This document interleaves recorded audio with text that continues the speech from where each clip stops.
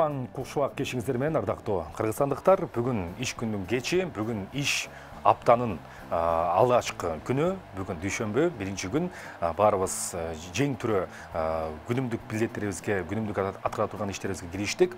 Андыктан кай жерде болбоңуздар сиздерди ийгиликтер коштосун. Ал эми биз болсо бүгүн 2 саат бою сиздерге өзүбүздүн телеберүүбүздү сунуштайбыз. Бүгүнкү эфирдин жүрүшүндө биз жалпысынан Кыргызстандын бүгүнкү экономикалык акыбалы, Кыргызстандын бүгүнкү көйгөйлүү маселелери, анын катарында мына Бишкек, ошол эле Орусия ортосундагы авиа каттамдардын наркынын өсүп кетиши, жалпы рыноктогу акыбал боюнча сүйлөшөбүз. Анын үчүн бизде катар менен реформалардан өзүнүн сунуштарын айтып келаткан жана ошондой экономикалык концепцияларын айта турган меймандарыбыз бар. Андыктан 2 саат бою бизден алыстабаңыздар. Биз болсо эфирди адатка, салтка айланган музыкалдык чыгарма менен баштайлы. Бизди конокто Гүлзада Рыскулова Айкөл Манас аттуу чыгармасы менен.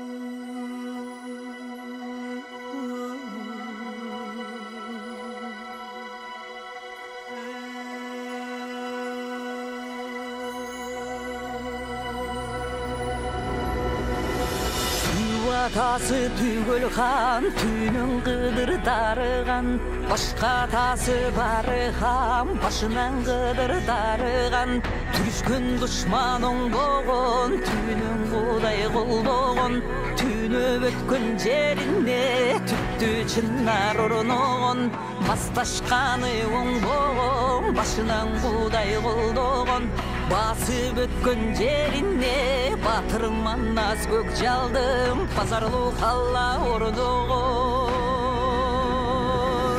ай менен күнүңдүн бир өзүнөн бүткөндөй алтын менен күмүштүн чирөөсүнөн бүткөндөй асман менен жериңдин кирөөсүнөн бүткөндөй түндүк менен түштүктүн түнөгүнөн бүткөндөй түптү кыргыз журтуңдун тилегинен бүткөндөй чыгыш менен батыштын чырагынан бүткөндөй ырыстуу кыргыз калкымдын ынагынан бүткөндөй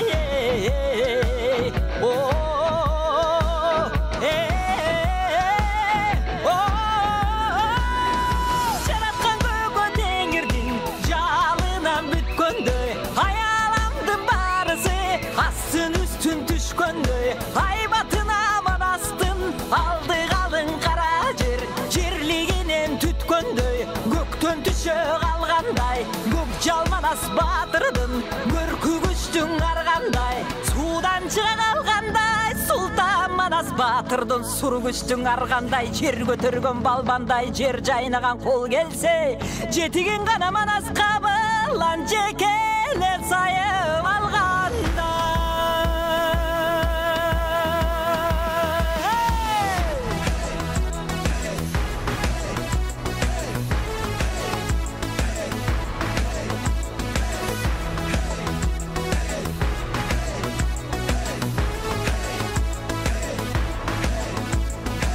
Кутманың манас кабылан, кулалы таптап куш кылган, Уралга баткан кыргызды, Кутманды күнгө туш кылган, Эл куш таптап куш кылган, тентиген жейип журт кылган, темселеп калган кыргызды, теңдүктү күнгө туш кылган, аккан жашын кыргыздын, тыйган манас эмеспи, аргай жерден чогулдуп, жыйган манас эмеспи, кыргыз үчүн урагыз, коргон манас эмеспи, кыяматта унуккуз, болгон манас эмеспи, касиети барынан ашкан манас эмеспи, калкозунан түшпөгөн даста манас эмеспи, олтон бери кыргыздын оянын болуп тумары, капсалаң иште колдогон кадимки бери сыңары, майданга кирсе аргача манастап чыккан дураны, андыктан атын унутпай аргача несте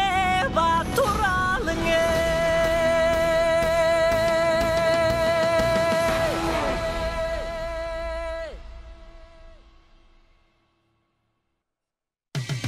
Кечтин кезекчиси Эркин Нурбаев.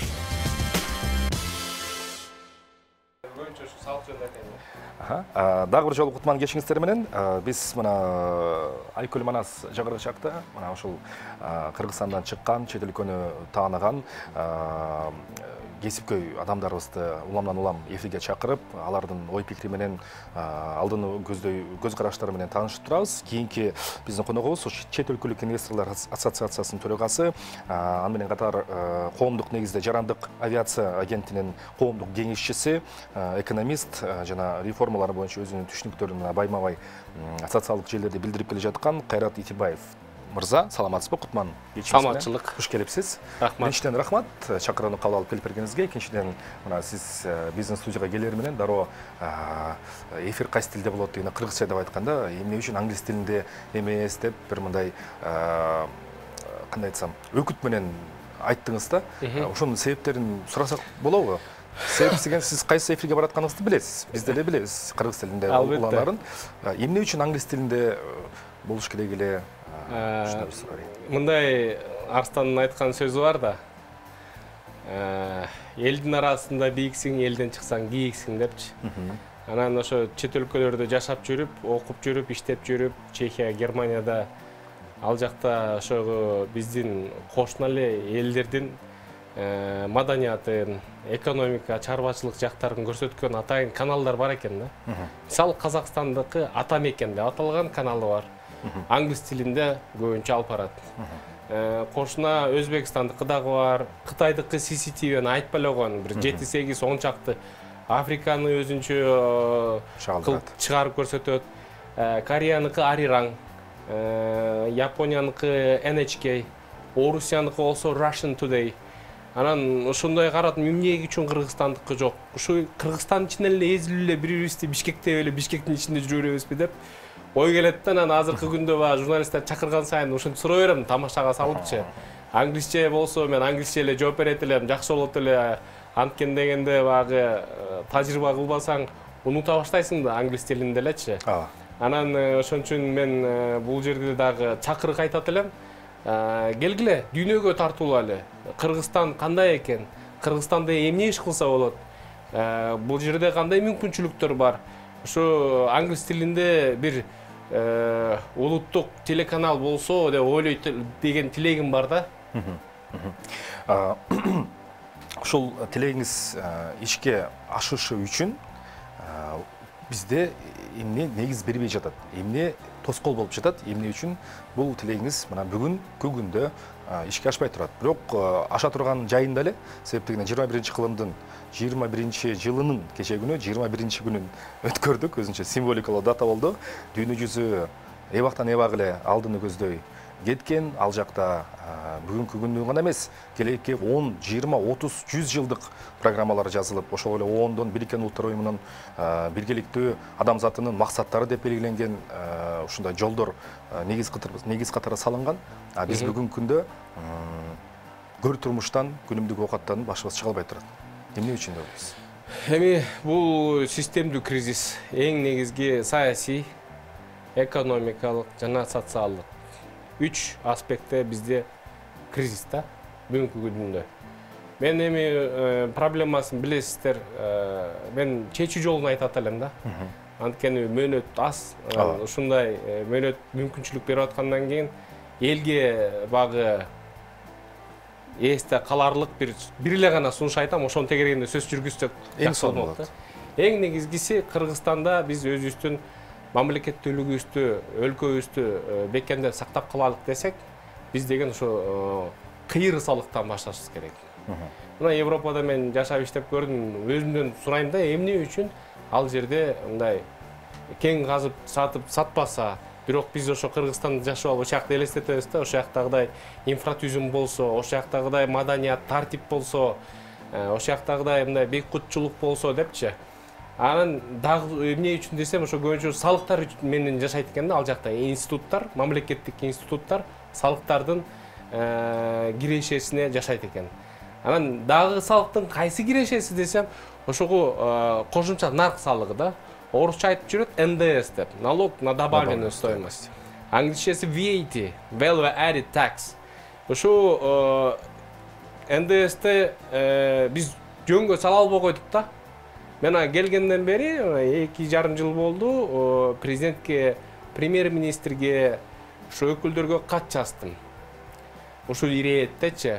Жанагы майдаланбай эле, талкаланбай эле биз ошо Кыргызстан ичинде улут болгондон кийин күнүгө бирдеке керекти иш атсак, чай болобу, кофе болобу, ошол жерде камтылган болгон эле ошо кыйыр салыкты төлөсөк, биздин бюджетибиз чогулмак. Ошо резерв турат. Мына, мен сизге жөн эле статистиканы келтирип кетейин. Өткөн жылдары өкмөт төмөнкөдөй билдирме берип атат. 9 айда 73 миллиард сом бул чемпион НДС'ти чогултуштур да. Эми элге НДС'ти айткан себеби орус тилинде түшүнүктүү элге. Бул чемпион экен, бирок төлөгөнү ким десек 0,9 эми 1% деп коелучу. Ошо ири компаниялар төлөйт экен. 1% билеген ошо Кыргызстанда багы, эми чарба ичинде айтканда, ошо 1% 77%га биздин элдик казнаны толуктайт экен. Элдик казна деп айтат элем бул. Мамлекеттик бюджет эмес, элдин бюджети, элдин казнасы. Эми бул башка темада баалуулуктар. Бирок ушуну баса айтып кетет элем да, биз качан гана элди кызыктырбасак, буну биз салыкты чогулта албайбыз. Кызыктыруу жолу жөнөкөй. Мына мен азыр ошо сайтын жасап чыгарып атам, ошо долбоорго, проектиге.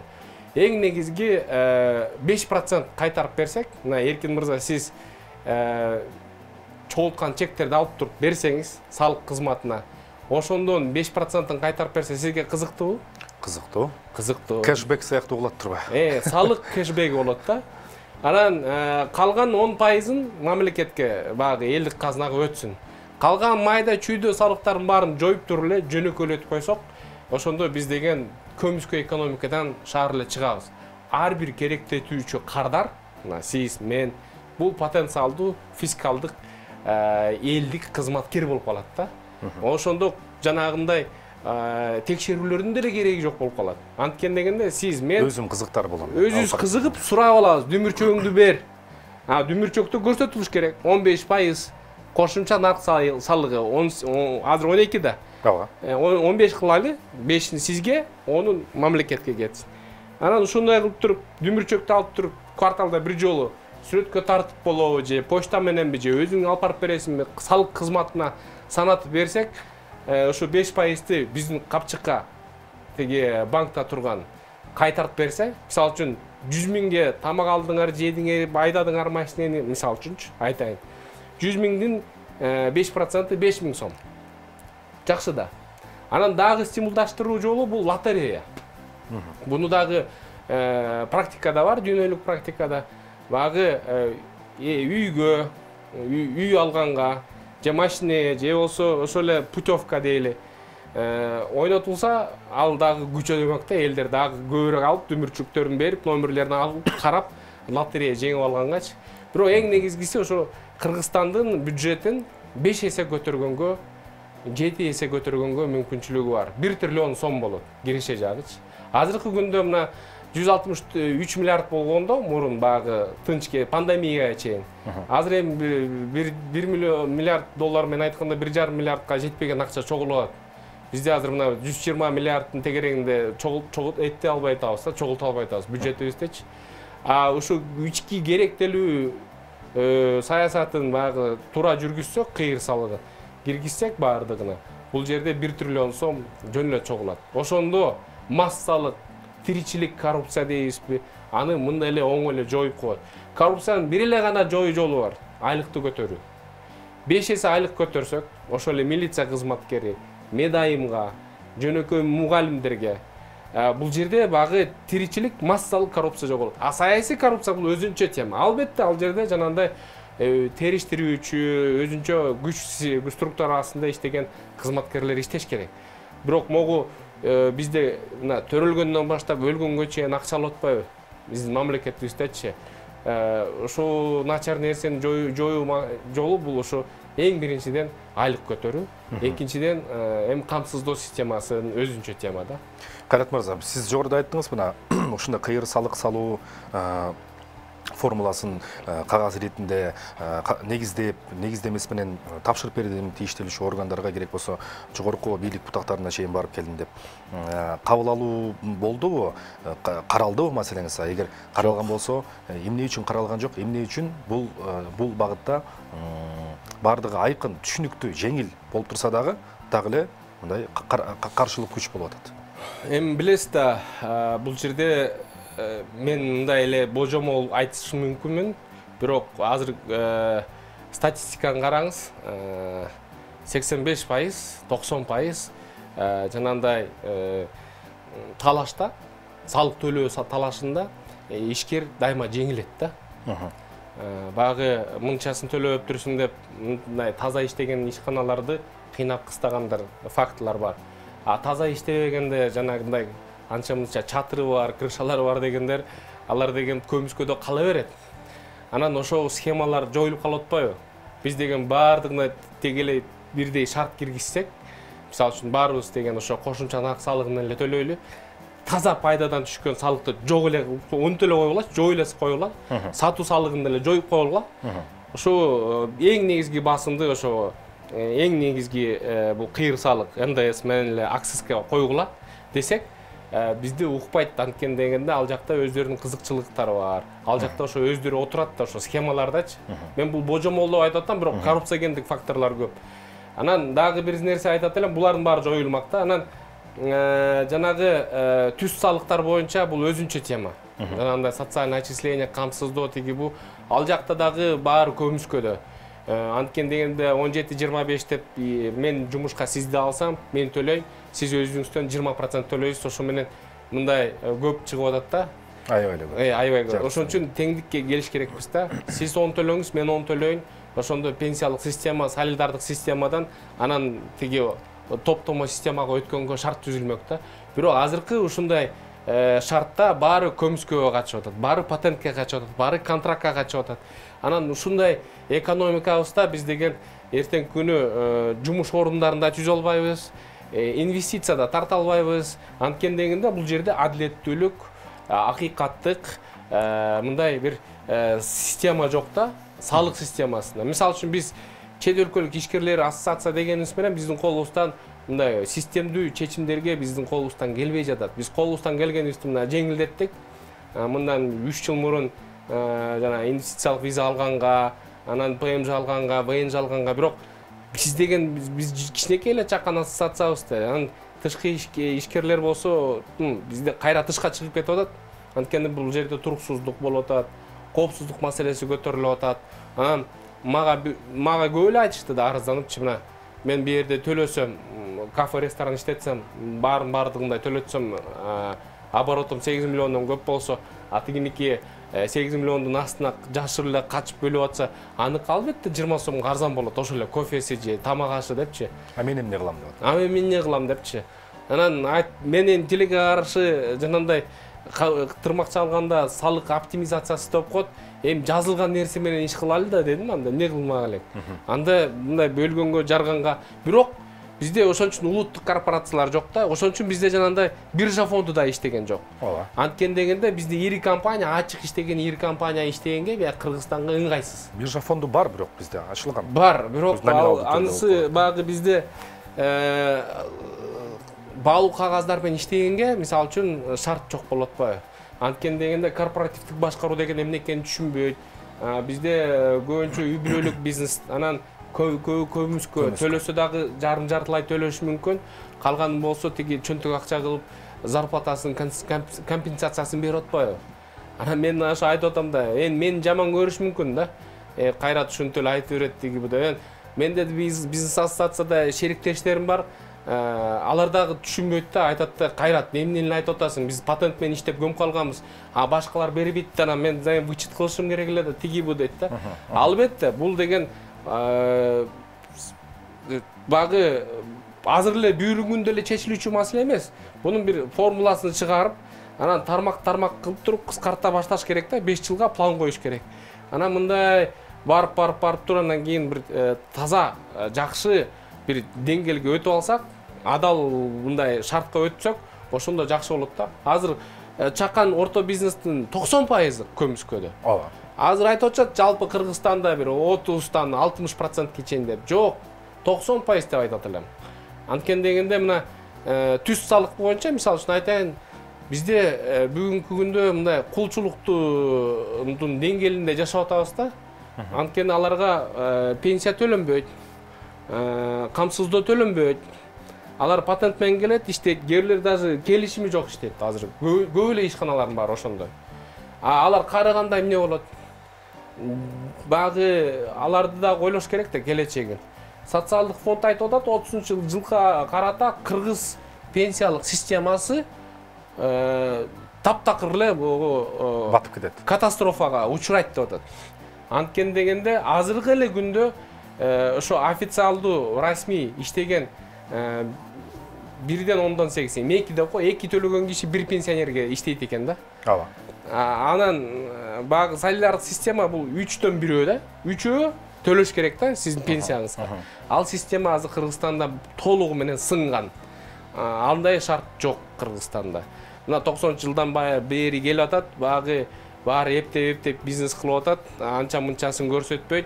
Анан албетте алар деген кайсы негизде инвестицияны тартып алат. Кайсы негизде алар жана МСОну түшүнбөсө, международный стандарт финансовая отчетность, аны түшүнбөсө, корпоративдик башкарууну түшүнбөсө, анан биржага баалуу кагаздар кандай өтөт. Ушундай нерселерди биз мына эметпейбиз да. Мына ошол эле коңшу Казакстанда айталы, IPO-го чыгып атат, эл аралык Лондонго чыгып атат. Биржасы мына 6,5 миллиард доллар экен. Оборотуч тегеренген баалуу кагаз алып сатуу. Казакстандын ичинде эле. Казакстандын өзүнөн чыккан компаниялар бар. Лондондо алардын баалуу кагаздары сатылат. Акция мененчи. Бизде азыркы күндө эми коомчулукта тилекке каршы мындай жаман тенденцияга ээ болуп атат.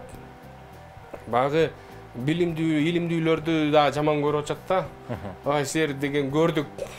Силер деген колуңардан эчтеке келбейт. Жылуу сүйлөп, жылуу жумшак сүйлөп иш кылат экенсиңер. Ушундай сөз болуп атат да. Анан анда эмне кылайлы анда? Анда келгиле, иштеп бергиле. Мына азыр бизде ошондой бир ой жүгүртүү дагы болуп калды да, орноп калды тилекке каршычы. Эми албетте андай элер багы Акаевдин орунда башталган. Анан бирок багы 5 миң жай тең эмес да. Мисалы үчүн мен 9 жыл жашаган менен 3 жылда бияка барып кайтып келатам, чет өлкөдө. Кайтып келип атпаймынбы? Кыргызстанга эмгек кылайлы, кызмат кылайлы депчи. Анан колубуздан келишинче аракетибизди кылып атабыз. Башта айткандай, ошо элдин арасында бир кызматыбызды өтөсөк, анан эл өзү көрүп колдоп алабы деген тилекте жүрөбүз. Кайрат мырза, менде мындай суроо пайда болуп атат. Кийинки күндөр мына бийлик алмашты, кайрадан бийлик алмашы болду октябрь айында, анан кийин шайлоолор болуп өттү, дагы болот. Конституциялык кеңешмелер жүргүзүлүп атат, кайрадан жаңы долбоор алып чыгат. Чоң саясий бир мындай окуялар болуп атат да. Анан арасынан мындай карасак, ара сырада мындай Кыргызстанга бир инвесторлор келиптир, ушул тармакка ушунча акча салат экен, ушундай ишкана курат экен, монча жумуш ордун түзүп берет экен деп, экономиканын локомотиві болгон негизги багыттарда иштешет экен деп угуп атабыз да. Бирок жашылап иликтеп көрсө, журналисттер дагы рахмат айтсак болот. 1-2 иликтегенде эле көбүнесе ошо чет өлкөдөн келди деген аты эле болбосо, ар жагындагы заты бул кадимки шылуундар, кадимки эле проходимец деп коет орус тилинде. Ары бери өтүп кетүүчүлөр, кыска мөөнөттө акчаны шыпырып кара кетип калуучулар болуп атат да. Эмне үчүн бизде мына Кыргызстанга чыныгы дасыккан же болбосо салмактуу инвесторлордун келиши бүгүнкү күндө мүмкүн болбой жатат? Мындай да, мен айтып коеюнчу, мындай мисал мененчи. Кошунаңыз ичкен болсо, келинчегин сабап атса, ичинде ыплас нерсе болсо, кир болсо, ага конок, жакшы конок келеби? Кут кетет да, кыргызча айтканда. Кут кетет. Деги илимдердин кандидаттары кирмек турсун, жөнөкөй өзүңүз да барбайсыз ал кошунага, туурабы? Ошондой эле кеп да, мамлекеттин, өлкөнүн сапаты кандай болсо, ошондой сапаттагы шылуундар келет да. Алар инвестиция деп, лже предпринимательдер деп коет да. Ошондойлорду биз магнит болуп тартабыз да. Бул бир жагдай. Экинчиден, эми бул багы пиарда. Анын баарыбыз түшүнүшүбүз керек да. Бакта акты менен караны ажыратып билишибиз керек, анализ кылышыбыз керек. Ал Атамбаевдин доорунда мындай көп болуп кеткен. Атамбаев ушу президент болуп турганда жанагындай пресс катчылары ушундай бир маалыматтарды мондой келип атат, там General Motors келип атат, анан тиги Чехиянда бир 180 миллион анан Гестерди, тиги бу Лиглас келип атат деген сөздөр болбоду беле. Азыркы күндө Кыргызстанда биз деген ички ресурстарды карашыбыз керек, экинчиден тартипти келтиришибиз керек, үчүнчүдөн эми бунун баарын ишке ашыра тургандай бир улуттук кадрларды, илимдүү билимдүү юристтерди алып келишибиз керек. Мен жөнөкөй эле формула айтат элем. Бир мамлекеттик мекемеге 15 жаңы кадр келиш керек.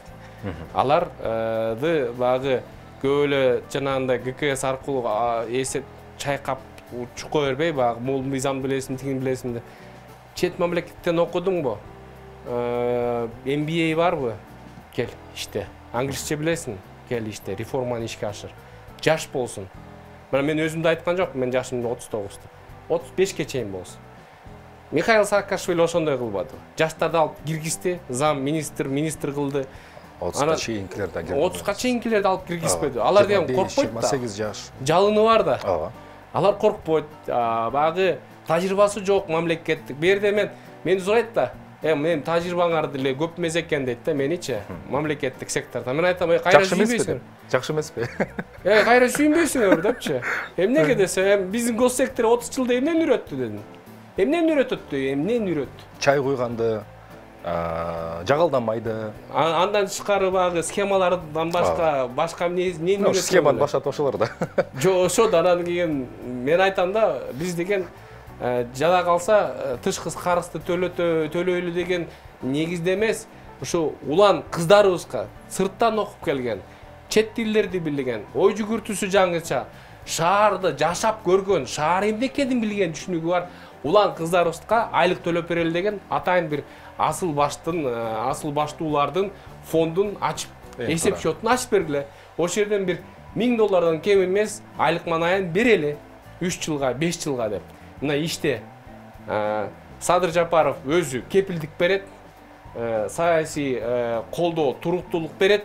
Мына мондой реформаларды ишке ашырабыз, мондой көрсөткүчтөргө жетебиз. KPI деп коет, Key Performance Indicators да, то есть мындай көрсөткүчтөрдүн индикаторлору. Киргизип тургандан кийин анан иштетсе болот да. Мен Кыргызстанга бир 100 улан кызды алып келип, жакшы фонд менен, жакшы айлык майная менен иштесе болот да. 3 жылда, 5 жылда жакшы экономикалык кескин реформаларга жетишсек болот. Ал болгону мындай саясий күчтүү эрк керек, аягына чейин болуш керек. Аягына чейин. Жана түшүнүк керек. Рахмат. Азыр сиз менен маектүү уланталы, жакшы асыл ойлорду атасыз.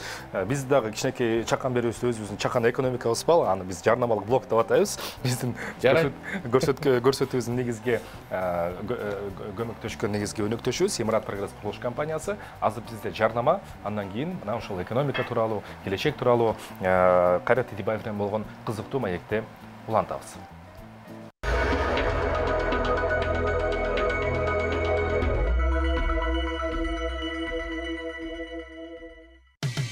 Кечтин кезекчиси Эркин Нурбаев.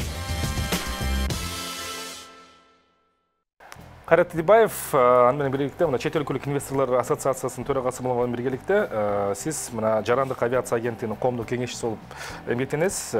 Өзүнүн аты айтып тургандай коомдук кеңешчи эч кандай майына албайт, эч кандай өзүнө бир мындай акчалай, каржылай пайда көрбөйт, бирок жалпы ушул жарандык авиация, учуп баруу, учуп келүү боюнча өзүңүздүн эксперттик талдооңузду берип жүрөсүз. Акыркы жаңылыктардан мына каржы полициясы учурда Россияга болгон авиабилеттердин негизсиз баасынын көтөрүлүшү боюнча өзүнүн кызмат иликтөөсүн баштаптыр. Бул тууралуу алардын пресс кызматчылыгы билдирди. Бишкек Москва багытында авиабилетти жанакындай контрольный закуп дейт го, контролду сатып алуу боюнча 67800 сомго сатып алыптыр. Ал жакта баанын мындай искусственный түрдө көтөрүлүшү көзгө ачык, көзгө көрүнүп турат. Ошол фактылар боюнча эмне деп айтып келесиз? Буга чейин көргөн интервьюларыңызда дагы айткансыз, бизге дагы өзүнчө бир айтып кетсеңиздер. Сиздердин мына агенттик бул баалардын жана нарктардын түзүлүшү боюнча эч кандай тиешеси жок мен түшүнгөнүмчө, туурабы? Ооба, туура айттыңыз.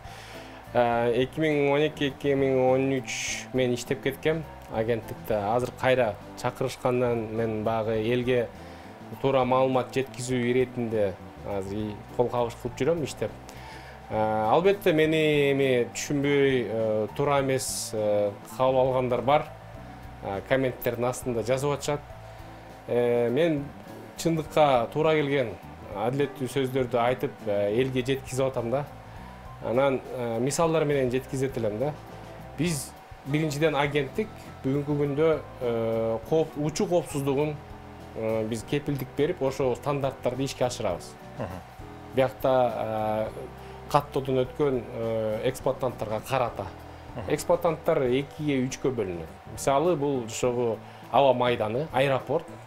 Экинчиси болсо бул авиакомпаниялар, үчүнчүсү болсо аэронавигация дагы бизге эмет. Анан баа боюнча албетте биз элдерге түшүндүрүп айтып коюшубуз керек. Бирок транспорт саясатын жүргүзгөн биздин үстүбүздө турган министрлик, транспорт министрлиги, ошолор жооптуу да, ошолор жүргүзүш керек. Бирок мен багы өзүмдүн шериктештериме колдоо иретин айтат элем. Мындай да, Кыргызстан бүгүнкү күндө Кыргызстандын улуттук мамлекети деп айтат элем, анорексия bir деңгээлге келген да, ачкачылыктан, тамактын жетишсиздигинен арыктап, мындай бир арраң эле турган бир жан да. Биз ошондой деңгээлге келип калдык. Ал үчүн эң негизги башта айткандай туура салыктарды чогултушубуз керек. Жарандык авиация бул деген эми мамлекеттик башкаруу системасындагы эң оор, эң спецификага ээ болгон, жана капиталды талап кылган эң мындай мамлекеттик башкаруу теориясындагы эң мындай оорчундуу тармакта, аябай оор. Бул жана Фрэнсис Фукуяма дагы ушундай матрица менен келтирип алып кеткен. Бул теория жагы. Практика жагын айтайын. Кыргызстанда 8 эле учагыбыз бар. Анын 6-оосу ушу Boeing 25-тен өтүп калган жашы. Ачык эле айтам. Бул жерде жашыра турган эчтекеси жок. 737 деген үлгүсүндө Boeing эски учактар. Анан 2 самолетубуз бул ошо Бишкек-Ош менен же болсо жана Баткенге учкан учагыбыз бар. Алардын да жашы эски. Мына биздин дареметибиз. Эми ушу 6 учак менен килейген, билдей болгон Россиянын экономикасындагы эң негизги нерв системасын ойногон Аэрофлот менен биз атаандаш жүргүзө алабызбы? Мүмкүн эмес. Же тең ата болуп сүйлөшүп жүргүзө алабызбы? Пил менен моськанын диалогу болуп калат да бул жакта. Ошондой болот да. Бул экономика жагынан. Саясат жагын айтайын. Баларын кымбатташы бул монополисттин оюну. Аэрофлоттун оюну. Ачык эле айтайын. Булар айтып атат, силер бир жолу бизге учкула, биз силерге бир жолу учабыз деп. Убагында 17 жолдан ар бир тарап уччу да, 34 рейс болчу жумасында. Азыр болсо регулярдуу рейстен сиз мага жума күнү мен сизге бир жолу ушундай основание деп коет, негиздемеси менен жок, ПЦР тест менен учсаңар болот деп. Калган 6 күндү чатыр менен учалы деди. Анан мындай не коюп атат. Сиз Кыргызстан тарап болсоңуз, мен Россия тарап болсом, айтат. Дорогой наш киргиз, сиз урматтуу, сиз биздин кең эме шеригибиз, сиз киши ташыбайсыз. Болбойт сизге чартер менен ташыган. Мен ташысам болот. Ушундай да, багы үстөмдүк кылып. Үстөмдүк. Басымдуулук. Анан ошон үчүн авиатрафик деген бир гана жеке менчик биздин авиа ташуучу жүргүнчүлөр ташыган авиакомпаниябыз бар. Жумасына 2 чартер пустой учат да, бош учат Москвага. Анан бияктан тияка ташып барат Кыргызстанга. Анан бир жолу регулярдуу рейс менен учат да. Анан баа кымбаттайт. Эми бизде жергиликтүү билети 333 миң, 35 миң сом болуп атат минимум, ошондон башталат да. Россияныкы болсо, алардын айтуусу боюнча азыр Аэрофлот айтып атат, биздикин баалар 22,5 миңден 25 миңден өйдө дагы тиги абанын башын чаптап атат дейт, бир 120 миңге чейин кетип атат да. Мен деле туугандарым бар Россиядачы. Мен деле багы эмгек мигрант туугандарым бар. Алар деле келе албай жатат. Бияка келгендер кете албай жатат. Анан бул жерде жанагы кылган нерсе мен үчүн экономист катары түшүнүксүз да. Мындай да багы туроператор болсоң, билетти эми $1000 сатасыңбы же 1 тиынга сатасыңбы, ал өзүң ишиң да. Же туура эмеспи? Ал жерде бул моралдык жактан тизгиндөөчү нерсе да. Мындай бир эскертүү берип иш жүргүзсө, ал бир жөн. Анан мындай сөзсүз эле алып туруп аны кызып СИЗО кармаганы балким бул мындай бир акция болгондур. Акция, устрашение деп коет го, коркутууга, башкалар баасын көтөрбөсүн. Балким бул ушундай жактан туура жагдай боло турган. Бирок биз деген мындай мыйзамдуулук жагын ойлошубуз керек да. Мыйзамдын үстөмдүүлүгү жагын ойлошубуз керек да. Инвестициялык климатты карашыбыз керек, имиджди карашыбыз керек. Биз деген бир Африканын мамлекети эмеспиз да, туурабы? Же ошондой деңгээлге жетип калсак ачык эле айтышыбыз керек анда. Анда ушундай кыласың депчи. Мисалы үчүн сиз Эркин мырза эртеңки күнү эл катары эле набайчы болуп, нан сатыңыз, самсы жазаңыз, алар өзүңүз ишиңиз да бааны коюп кандай сатканга, туурабы? Албетте конкуренция бул жерде иши дагы бар албетте. Бул жерде моралдык жагы бар. Мен туура айтат элем. Элди кыйналып атат, эл кетиш керек болуп атат, тиги бу депчи. Бирок бир четинен башка жагынан мындай системдүү сөз айтсак, бул кыргыз элин мамлекеттин өкмөтүн ойгонтоочу доор заман келди айтат элем да. Биз деген эми ушу улан кыздарыбызды экспорттаганды коюп, ушакта шарт түзүп, биякта жумуш күчтөрүн түзүп, биякта иштеткендей, алып калгандай ой кылып, толгоп, жакшы ой багып, анын 10 жылга стратегиялык иш менен ишке ашыра турган мезгил келди го, же ушу бир кандай шарт түзүлдү да, ошону эми кунт коюп, жакшы иштеткенгечи бул мындай экономикалык программаны жасашыбыз керек да. Биз деген ал жыргагандан кетип аткан жок да, туурабы? Россиягачы. Анан биякта шарт болсо, биякта жумуш болсо, биякта деле калып иштемек да. Мен деле туугандарым Москвада таксовать этип жүрбөйбү 12 саат, 14 сааттанчы. Алар биякта жумуш болсо кетмек эмес. Туугандардын арасында, ата-энесинин арасында жүргөн жакшы да, туурабы? Ошон үчүн бул жерде айтып атпайм, эң баштай турганы жумуш орундарын түзүү. Ал үчүн эмне керек? Капитал тартуу керек, инвестиция тартуу керек. Ал үчүн эмне керек? Жанагындай адилеттүү салык системасы орнотушубуз керек. Мыйзамдуулуктун тартиптөрүн орнотушубуз керек. Жеке менчиктин кепилдигин орнотушубуз керек. Бул жерде абдан мындай системдүү иштер бар да. Анан азыркы күндө Кыргызстанда тилекке каршы ушу билим деңгээли да түшүп кетти да аябайчы. Ушу жүрөктү ооруткан нерсе болуп атат. Бул мындай жаман тенденция да. Бир аз кооптонуу менен бүгүнкү эфирди сиз менен болгон маегибизди жыйынтыктайлы. Сиздин кооптонуңузду биз дагы абдан туура түшүнүп турабыз. Болгону ошол сиздин ой пикирлериңизди, сиздин бүгүнкү айтып аткан сөздөрүңүздү мына жаңы келген бийлик балким кулак кагыш кылып, мындай кулак салаттыр себептегенде, сиз айткандай Кыргызстан бүгүн толугу менен ошол амнезияга жана анорексияга калып калдык. Чоң рахмат, Кайрат мырза, иштериңизге ийгилик болсун. Сак саламатта туруңуздар. Мына ушундай урматтуу телекөрүүчүлөр, бүгүн биз ар бир мамлекеттин баягы адам кандай тамак ашка, күнүмдүк тамак ашка муктаж болсо, ошол сыяктуу эле мамлекет дагы күнүмдүк акчага жана ошол акчанын негизги туюнтмасы болгон экономиканын кайрадан өзүнө калыптануусуна абадай муктаж болуп турабыз. Антпесе мына ушул сыяктуу авиабилеттин кымбатташы, эртең күнү ГСМдин кымбатташы, анан акыры келип мына нандын кымбатташына чейин жеткенде, бул мамлекетибизди мындан дагы оор акыбалга келип калышыбыз мүмкүн. Ошондуктан ойлонуп иш кылалы, анан мамлекеттин тагдырын мындай илимдүү, билимдүү жаштарга тапшыралы деген жыйынтык менен биз кийинки коногубузду күтөбүз. Алардан сиздерге мындай маалымат иретинде 5 эң илгерки цивилизациялар тууралуу кыскача сюжет көрөлүк. Андан соң бизге экономика илимдеринин доктору профессор Төлөнбек Абдыров агайыбыз дагы келет. Көрүшкөнчө.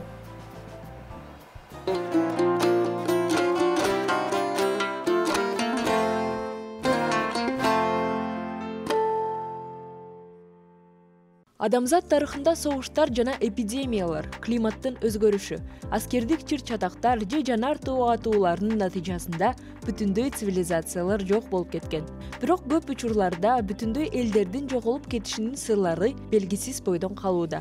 Майя эли бир түн ичинде борбордук Американын токойлору укмуштуудай эстеликтери, шаарлары жана жолдору жок болуп кеткен. Бир кездеги улуу адамдардын урпактары дагы деле болсо чакан айылдарда баш калкалап жүрүшөт. Майя тили жана каада салты бүгүнкү күнгө чейин сакталып келе жаткандыгына карабастан, цивилизация биздин доордун 1000 жылдыгында эң сонун архитектуралык курулуштар жана ири дыйканчылык жерлери жарым Юкатан аралдын көпчүлүгүн каптап турганда башталган. Бүгүнкү күндө бул аймак Мексикадан Гватемалага чейин созулуп жатат. Майя цивилизациясынын табышмактуу төмөндөшү 900-жылы башталган деп эсептешет. Жана бул жөнүндө далилденбеген божомолдордун бир нече теориялары бар. Ин цивилизациясы. Байыркы Египет жана Шумер менен катар адамзаттын эң байыркы 3 цивилизациясынын бири. Үчөөнүн эң чоң аянтын ээлеген.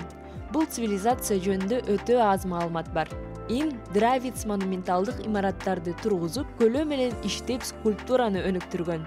Түшүмдүү жер, жогорку нымдуулук жана Ин борборунун маданиятынын байлыгы дыйканчылыктын эрте өнүгүшүнө шарт түзгөн. Ин цивилизациясынын табышмактуу төмөндөшү биздин заманга чейинки 18-17 кылымдарга туура келет. Ушул учурда Ин калкынын негизги бөлүгү чыгышка көчүп барып, ата-бабаларынын жетишкендиктеринин дээрлик баардыгын жоготкон. Ушул кезге чейин окумуштуулар мындай массалык көчүүгө эмне себеп болгон деп кызыгып келишет. Пасха аралынын жашоочулары дагы бир классикалык жоголгон цивилизация болуп, аралдын жээгин бойлогон адам баштарынын табышмактуу зор айкелдери менен белгилүү болушкан. Бул жерде кылымдар бою байыркы эстеликтер курулуп, бир аралдан экинчи аралга океан аркылуу жүздөгөн километр сүзүп өткөндөн кийин гүлдөгөн Полинез цивилизациясы кандайча жоголгону табышмак бойдон калууда. Гипотезалардын биринде Пасха аралынын тургундары Рапа Нуи абдан өнүккөн жана акылдуу болушкан. Бирок алар Пасха аралындагы ресурстар менен акылдуу колдонушкан эмес. Алар аралдын бардык бак дарактарын жана айыл чарба байлыктарын колдонуп, жаңы турак жай табууга аргасыз болушкан. Чатал хуюкту көбүнчө дүйнөдөгү эң байыркы шаар деп аташат. Ал болжол менен 9000-ден 7000 жылга чейин гүлдөгөн ири айыл чарба цивилизациясынын бөлүгү болгон. Чатал хуюк башка шаарлардан өзгөчө түзүлүшү айырмаланып турган. Анда жолдор болгон эмес.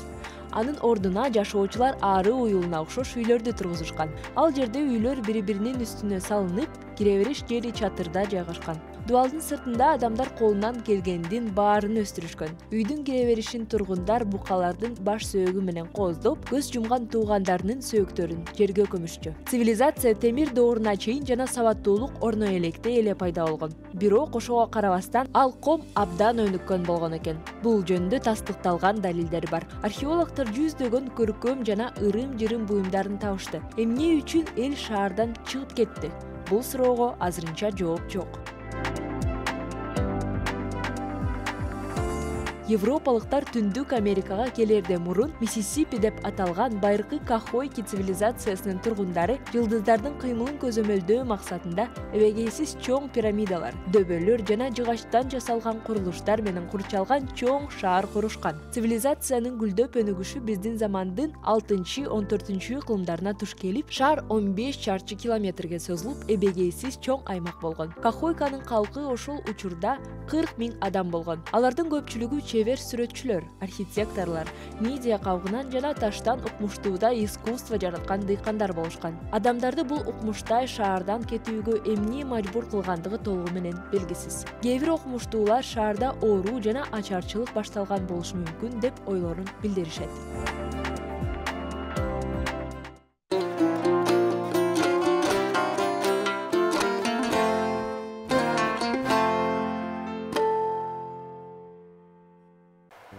Биз кайрадан түз эфирдебиз. Сиздер көрүп жаткан иш күнүн кечи телебүрүсү теле дегенде бүгүнкү азыркы учурда сиздер бизди онлайн форматта көрсөңүздөр болот. YouTube, Одноклассники жана Facebook социалдык желилеринде биз чыгып жатабыз. Эгер кимде ким бизге эфирге узата турчу суроолор бар болсо 0708 996 996 биздин сандарыбыз. Жалпысынан бирок суроо узатууда бүгүн эфирибиз мамлекет ар бир мамлекеттин ишмердүүлүгүнүн жүрөгү, кыймылдаткычы, локомотиви болгон, албетте ошол мамлекет тандаган өнүгүү жолу, өнүгүү стратегиясы, мунун бардыгын биз экономика деп багыттасак болот. Ошондуктан кийинки мейманыбыз экономика илимдеринин доктору, профессор Төлөнбек Абдыров агайыбыз. Саламатсызбы? Саламатсыз. Хуш келипсиз. Дагы бир жолу чоң рахмат айтабыз келип бергениңизге. Төлөнбек агай, айтсаңыз, мына жеке сиз айтып жүргөн пикирлердин, айтып жүргөн сунуштарыңыздын бири ошол эле биз буга чейин авиа каттамдардын эмне мынча кымбаттап кетти деп Кайрат Дидибаев менен сүйлөштүк элек. Манас аэропорту боюнча айткан бир оюңуз бар экен. Бул аэропорту мындай жеке колго тапшырсак дагы да жакшы болот. Дүйнөлүк капка айланат. Кыргызстан ошо Борбор Азияда чөлкөмүндө жайгашкан бир борбордук өлкөлөрдүн бири болгондуктан бардык дүйнөлүк ошол авиа каттамдарды бизге байлап койсо болот деген пикиргиз айткансыз. Ага каршы пикир катары жок. Бизде билесиз өзүңүз, мамлекеттин үстөмдүүлүгү, мамлекет ошону башкарса, бардыгын көзөмөл салып турса деген дагы бир байма-бай пикирлер айтып жүрөт. Ошол боюнча, ошол негизде эмне үчүн сиз жалпы экономиканын субъекттери болгон чоң-чоң ишканалардын жана чоң-чоң ошол кыймылдаткычтардын жеке колго, жеке инвесторлордун колуна өтүшүн колдоп жүрөсүз?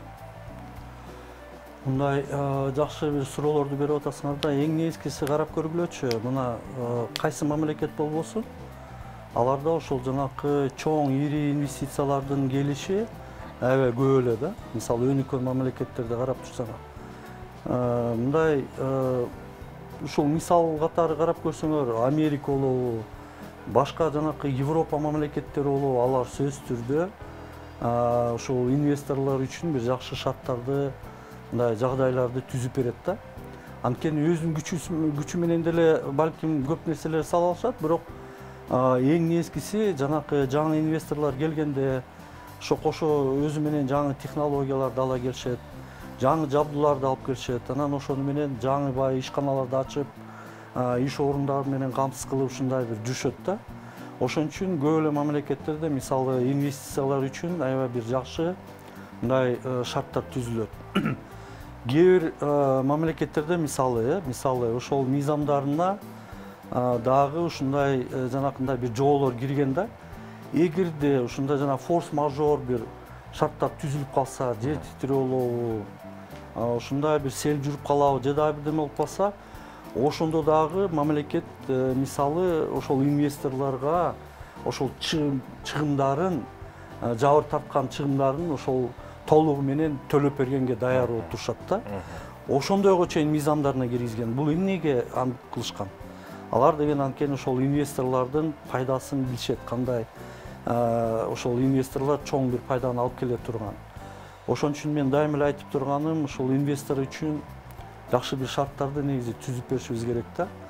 Анткени мына өзүбүздүн күчүбүз менен биз деген жакшы бир заманбап ишканаларды сала албайбыз. Биз деген ошол жаңы бир заманбап продукцияны чыгаралы десек, ал үчүн ошондой бир туруктуу бир экономикабызда ошондой бир инвесторлорду колдой турган бир мыйзамдар болуш керек, шарт болуш керек. Мындай бир мамлекет кызматкерлер аябай бир жакшы бир ошол мыйзамдарды жазышып, негизи эле ошол шарттардын баары түзүлүш керек да инвесторлор үчүн. Ошон үчүн мен айтам, анан карап көргүлөчү, мына бизге 2000 жылдын башында эле жана японецтер келишкен. Ошол эле аэропортто бир 250 миллион доллар биз деген инвестицияны алып келели. Аэропорттун арды бир жакшы жанакындай шартка, баягы дүйнөлүк стандарттарга лайыктуу кылып туруп, бардыгын жанакы полосаларын жасайлы. Андан кийин ошол бир жакшы бир хабка айланталы деген бир жакшы ойлор болгон. Бирок биздикилер ошол коррупция деген бир баягы көйгөйлөрдөн ошол шапка деп коюп эле ошондон качып ишкен. А эң нескиси Кыргызстан, мен ошон үчүн ошо илгертен бери эле айтып келатам. Кыргызстан негизи Борбор Азияда жайгашкан да, ошон үчүн бизге келип учкан самолеттор аябай ыңгайлуу болот да. Анан эгерде ошол бир убагында биз жанакындай хапты кылганда, бүт көбүнчө биз аркылуу учуп калмак да. Бизге аябай ошондо дагы бул өзүнчө жанакындай кластерди түзсөк болмок да. Мен өзүм негизи кластер жагынан ушу адисим менен кластерлерди түзгөнгө ушундай бир жакшы бир мүмкүнчүлүк түзүлмөк. Бул деген жанакындай аэропорт, ар кайсы самолеттор, анан жана тамак аш болобу, анын үчүн жанакындай оңдоо жайлар болобу, анан жанакы окуу жайлар болобу, ошол адистерди даярдай турган. Ишса андан тышкары жанакындай тармактап аябай ушундай бир кластер болуп кетмек да. Бул аябай бир жакшы мүмкүнчүлүк түзүлмөк. Биз деген көрүп атпайбыз, мына Стамбулда мисалы ошонун пайдасын көрүп, андан да бир чоң заманбап дагы аэропорт салынды. Дубайда чоң аэропорт салынды. Жанакындай Бакуда алар да ошол хаб түзүп, алар да салып атышат. Алматыда карап көргүлөм, Астана, Казакстанда аякта да азыр салып атат. Эми бизди тегеректеп мындай өтүп кетип атышат да, ошол бүт самолеттор мындай. Бир эле мисал айтып көрөйүн. Мына ошол эле Стамбулда аэропортко суткасында где-то бир 300 миң, 400 миң адам учуп кетет да. Алар деген эми жанакындай шаарга дагы визасыз немени шарт түзүп койгон. Туризм. Анан ооба гостиницалар көп, жанакы учуп атканда башка мамлекетке бир 5-6-9 саатка чейин күтөт. Анда шаарга чыкса болот, гостиницага жайгашып коюшат, бекер эле. Турайм, аякта деген жанакы акчаны коротот да, тиги ошол акчасы жөн эле. Суткасына эле бир элестетип көргүлө, ошондо бир $100 эле орто эсеп менен эле карап көрсөңөр эле ошондо 300 миң адам, бул деген канча? $30 миллион. Бул жөн эле бир суткада эле түшүп калып атат да. Ошондой ыкмалар көп да, мындай ошолор менен колдонсо болот. Бул деген ан үчүн мамлекетте ошондой бир жакшы шарттар түзүлүп бериш керек да. Ошол анан мен ошон үчүн мен дайыма эле айтып турам, инвесторлор үчүн биздин мамлекетте бир жакшы бир шарттар түзүлүп бериш керек. Мисалы, инвесторлор кайсы мамлекетке келет?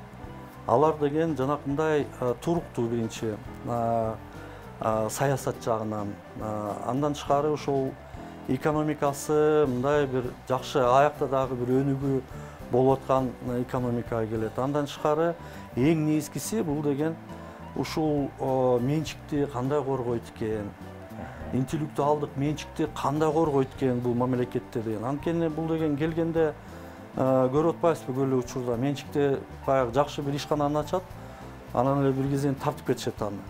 Анан ошон үчүн келбейт. Бул деген мисалы биз деген, мына мен дайыма эле айтып эле келатам, индекс глобальной конкурентоспособность деген бар. Бул ааламдашуу жана катамдаштык индекси.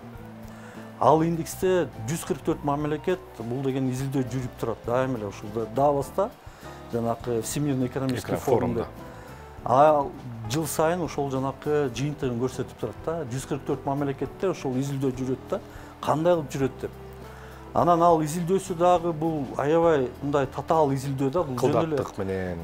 Мындай неме эмес, тиги кемпирлерден эмне болуп атат, кандай болуп атат деп сурабайт. Бул өз методикасы бар, методологиялары бар. Анан эми ошол жагынан биздики индикаторлор кичине төмөнүрөөк да. Эми кичине эмес, чоң эле. Мисалы ошол эле менчикти коргоо индикаторуна эми 120 индикатор бар да, ошол боюнча биз деген ошол жалпы бизде эмне болуп атканы көрүнүп калат да. Анан ошол менчикти коргоо боюнча индикатор боюнча биз деген ошол 144 мамлекеттин ичинде 120-чы орунда турабыз. Интеллектуалдык менчикти коргоо индикатор боюнча аякта деле бир 125-чи орунда турабыз. Анан коррупция менен күрөшүү деген аякта дагы ошол коррупцияны кабыл алуу индекси. Ал болсо жок, ошол именно ааламдашу жанакы ичинде индикатор бар. Отдельно тиги транспарейшн эмес, бияктыкы бар. Буякта 130-чы орунда турабыз. Биз деген эми баягы коррупция менен күрөшүү жок дегенде мисал да. Анан крим топтордун абалы деген аякта дагы бир 120-чы орун. Бул деген эмне деп көрсөтөт? Бул деген инвестор бизге келейин деген алдында ал сөзсүз түрдө ушуну ачат да карайт.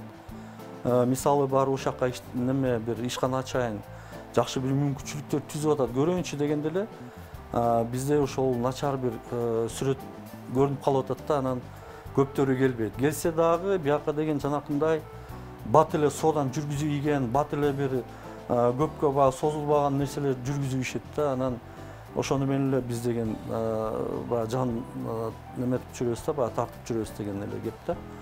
Анын үчүн ошол эң негизгиси биз деген жалпы мына эми азыр жаңы президент шайланып эми саясаттарды да өзгөртөбүз деп атат, баарын жүргүзөбүз деп атат. Бул негизи эле ошол стратегиялар түзгөндө ушул стратегиянын ичинде ушунун баардыгын оңдошубуз керек.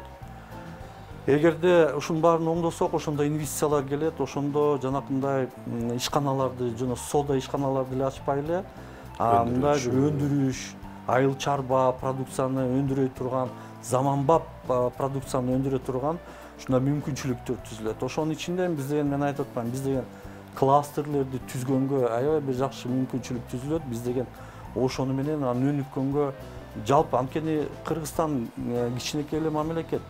Биз деген ошол жагынан мобилдүү болобуз да, боло алабыз. Анан ошону менен чыгып кете алабыз. Анан үчүн биз деген мына бүгүнкү күндө түшүнүшүбүз керек, инновациялар керек. Инновациялар менен биз деген чыкпасак, башкача биз чыкпайбыз. Мына мен канча тиги көп жылдан бери айтып эле келатам, инновациялар чыгарыш керек, өндүрүшүбүздү кайта баягы калыбына келтиришибиз керек дегенде жок, биз тейлөө эле тармак эле бизге жетет деп атты. Мына пандемия эмнени көрсөтүп койду? Көрсөттү, бардык. Коронавирус эмнени көрсөтүп койду? Ошол именно тейлөө тармагы бүт отуруп калды да. Эч иштей албады. Эми IT технологиялардан башка калган соода болобу, гостиница, туризм, ресторан дегендердин баардыгы жабык тартып калды. Эгерде карап көрсөңөр, ошондо Союз ыдыраганын алдында биздин жанакы экономикабыздын структурасын карап көрсөңөр, аякта деген кичине башкача болчу да. Мисалы, жалпы ВВП жанакы түзүлө турганын ичинен ошол структура экономиканын 33% бул деген айыл чарба продукциясы болчу. Өндүрүш, эми элестетип көргүлө. 27% бул болсо жанакы өндүрүш, мындай оор, жеңил өнөр жай өндүрүшү ошол 27% түзчү. Жанакында курулуш тармагы 8%га жакыныраак болчу. Анан бир 33% ошол тейлөө тармагы болчу. Тейлөө тармак. Бүгүнкү күндө карап көргүлө. Бүгүнкү күндө карап көрсөңөр, бизде экономикабызда айыл чарба продукциясы болгону бир 12%. Анда дагы жанакындай кайта иштетүү айыл чарбада продукция уже мындай ишканалар токтоп калган. Жөн эле баягы эле мындай табигый продукцияны чыгарып эле сатып эле атабыз да, аны кайта иштетүүнү сатып түзүнө. Өнөр жай тармагы ошол өндүрүш жагынан болгон 18%. Эми курулуш тармагы бир 10%га чейин көтөрүлүптүр. Калганы болсо 50%дан көп бул тейлөө тармагы. Тейлөө тармагы мына азыр көрсөтүп койду. Ушул коронавирус болгондо эле токтоп калды, бүт токтоп калды. Биз деген баардык экономикасынын баары токтоп калды. Экономикабызга жанакындай салык түшпөй калды. Жанакындай таможенналык пошталар да билемелер түшпөй калды. Мына 30 миллиард сомго чейин биз деген мына таңкыстык азыр. Казнага түшпөй калды. Биз деген ошондой бир абалга 8,5% артка кетип калдык. Бул деген ушул мына азыркы күндүн абалы ушундай болуп атат да. Агай, мен сизге азыр ыраазычылык билдирейин. Ошо сиз жогоруда айтып калдыңыз, мына курулуш деп.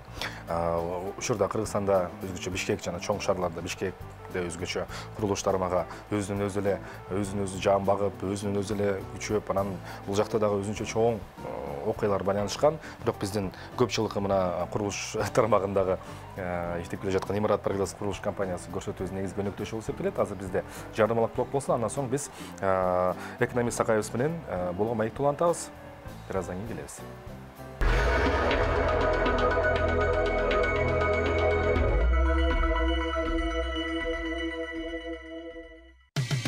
Кечтин кезекчиси Эркин Нурбаев.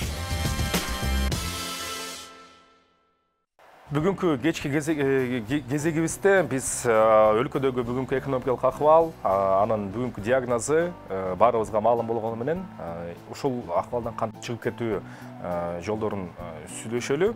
Ал үчүн Төлөнбек Абдыров агайдан ушул сиздин экономист катары жалпы көз карашыңыз. Биз ушу мен жогоруда айткандай рыноктук экономикага мындан 30 жыл мурун өтө аракетин кылдык элек. Өзүбүздү мындай ошол бүдөмүк жолго түшүп алгансыдай, ушул чытырман токойдон чыга албагандай бир акыбал калууда менде. Себеп дегенде бүгүнкү күндө Кыргызстан экономикасы дегенде мына жөнөкөй мага окшогон жаранда мигранттардын акчасы бир канча гана мамлекет иштеткен геңдер жана ошол сиз айткан мына 50% деп атасыз. Ошол кызмат тейлөө экономикасы болуп атат да. Бүгүнкү күндө Кыргыздын экономикасын сиз кандай баа берет элеңиз? Анан ошол акыбалды оңдоп кетүү жолдорунун негизги багыттарын кандай белгилеп берет элеңиз? Экономиканы караганда эми оор абалда десек деле эми аны жаңылык деле катары айтып бербейм, аны баардыгы эле билет. Эң негизгиси бизде могул эгемендик алгандан бери биз деген кичине экономикабыздын өсүшү дагы анан көрсөткүчтөрү деле жакшы эле болчу. Кийин эле анан биз баары деле ошол тажрыйбабыз жоктугунан анан ошо жанакындай бир коррупция акырындык менен башталып, мындай жанакындай бир өзгөрүүлөр кирип, анан жанакы үй бүлөлүк башкаруу системалары кичине кирип ошолор анан буза баштады да. Эң негизгиси ошол бизге экономикабызда мына канча жыл сайын эле мындай акыркы кездерде карап көрсөңөр, мисалы көп эле саясат маселелерине көп кетип калганбыз да. Анын ичинде мына президенттин шайлоосу, президент шайлоосунан кийин тиги жогорку кеңештин шайлоосу, жогорку кеңештен кийин жергиликтүү кеңештердин шайлоосу деп эле бизде ошол улам эле процесстер болуп кете берет да. Анан президент дагы шайлоого баягы чыгып аткандан аттангандан кийин алар деген көп убада беришет. Убаданын болсо жанакындай көп эле учурда мындай эсеп учетко мындай жакшылап туруп бир талдоо жүргүзүп санга алып келсек келбейт да, анан баягы тигини кылам, муну кылам деп эле убадаларды беришет. Жогорку кеңеш дагы ошондой кылат. Эми жергиликтүү кеңештер кичине анча эмес, бирок ошол эле саясат процесстер болот да. Анан алар бийликке келгенден кийин баягы берген убадаларын аракет кылышат ошону ишке ашырганда.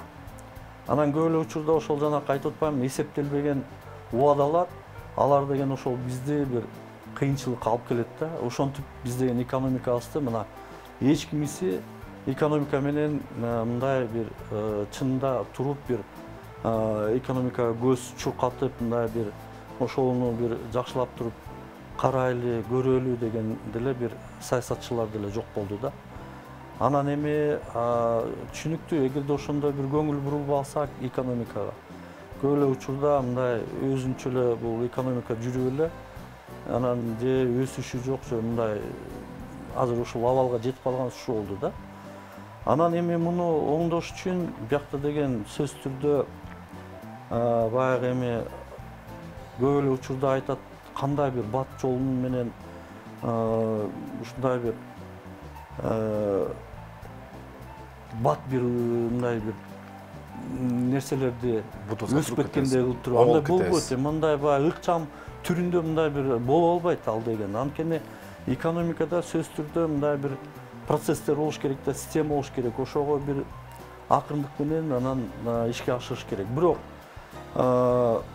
бизде ушул экономикабызда карап турсаңар, мына жети дубаныбызда ар кандай элдер эч жактан бери уже өздөрү тиги мамлекетти карабай, бийликти карабай эле өздөрүнүн баягы жашоосу менен алек болуп эле, өздөрү тиги айыл чарба продукцияларын чыгарып, андан тышкары жанакындай өндүрүш продукцияларын чыгарып, тоо кен байлыгын өздөрү ошол жакта иштетип акырындык менен, бирок ушул жерлерде бизнестер жүрүп атат да.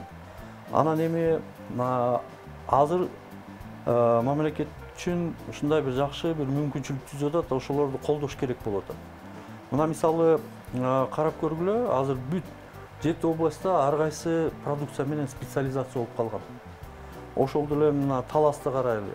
Таласта жана фасоль деп атабыз. Андан тышкары жанакы болгарский перистерден бери неметип калыптыр. Андан тышкары дагы жанакындай башка продукциялар чыгарып атышат. Нарынды карайлы, аякта деген жанакындай картошка болобу, эт болобу, көлдө жанакы биз деле көрүп атабыз. Аякта деле жанакы картошка, эт, аякта сүт азыктары.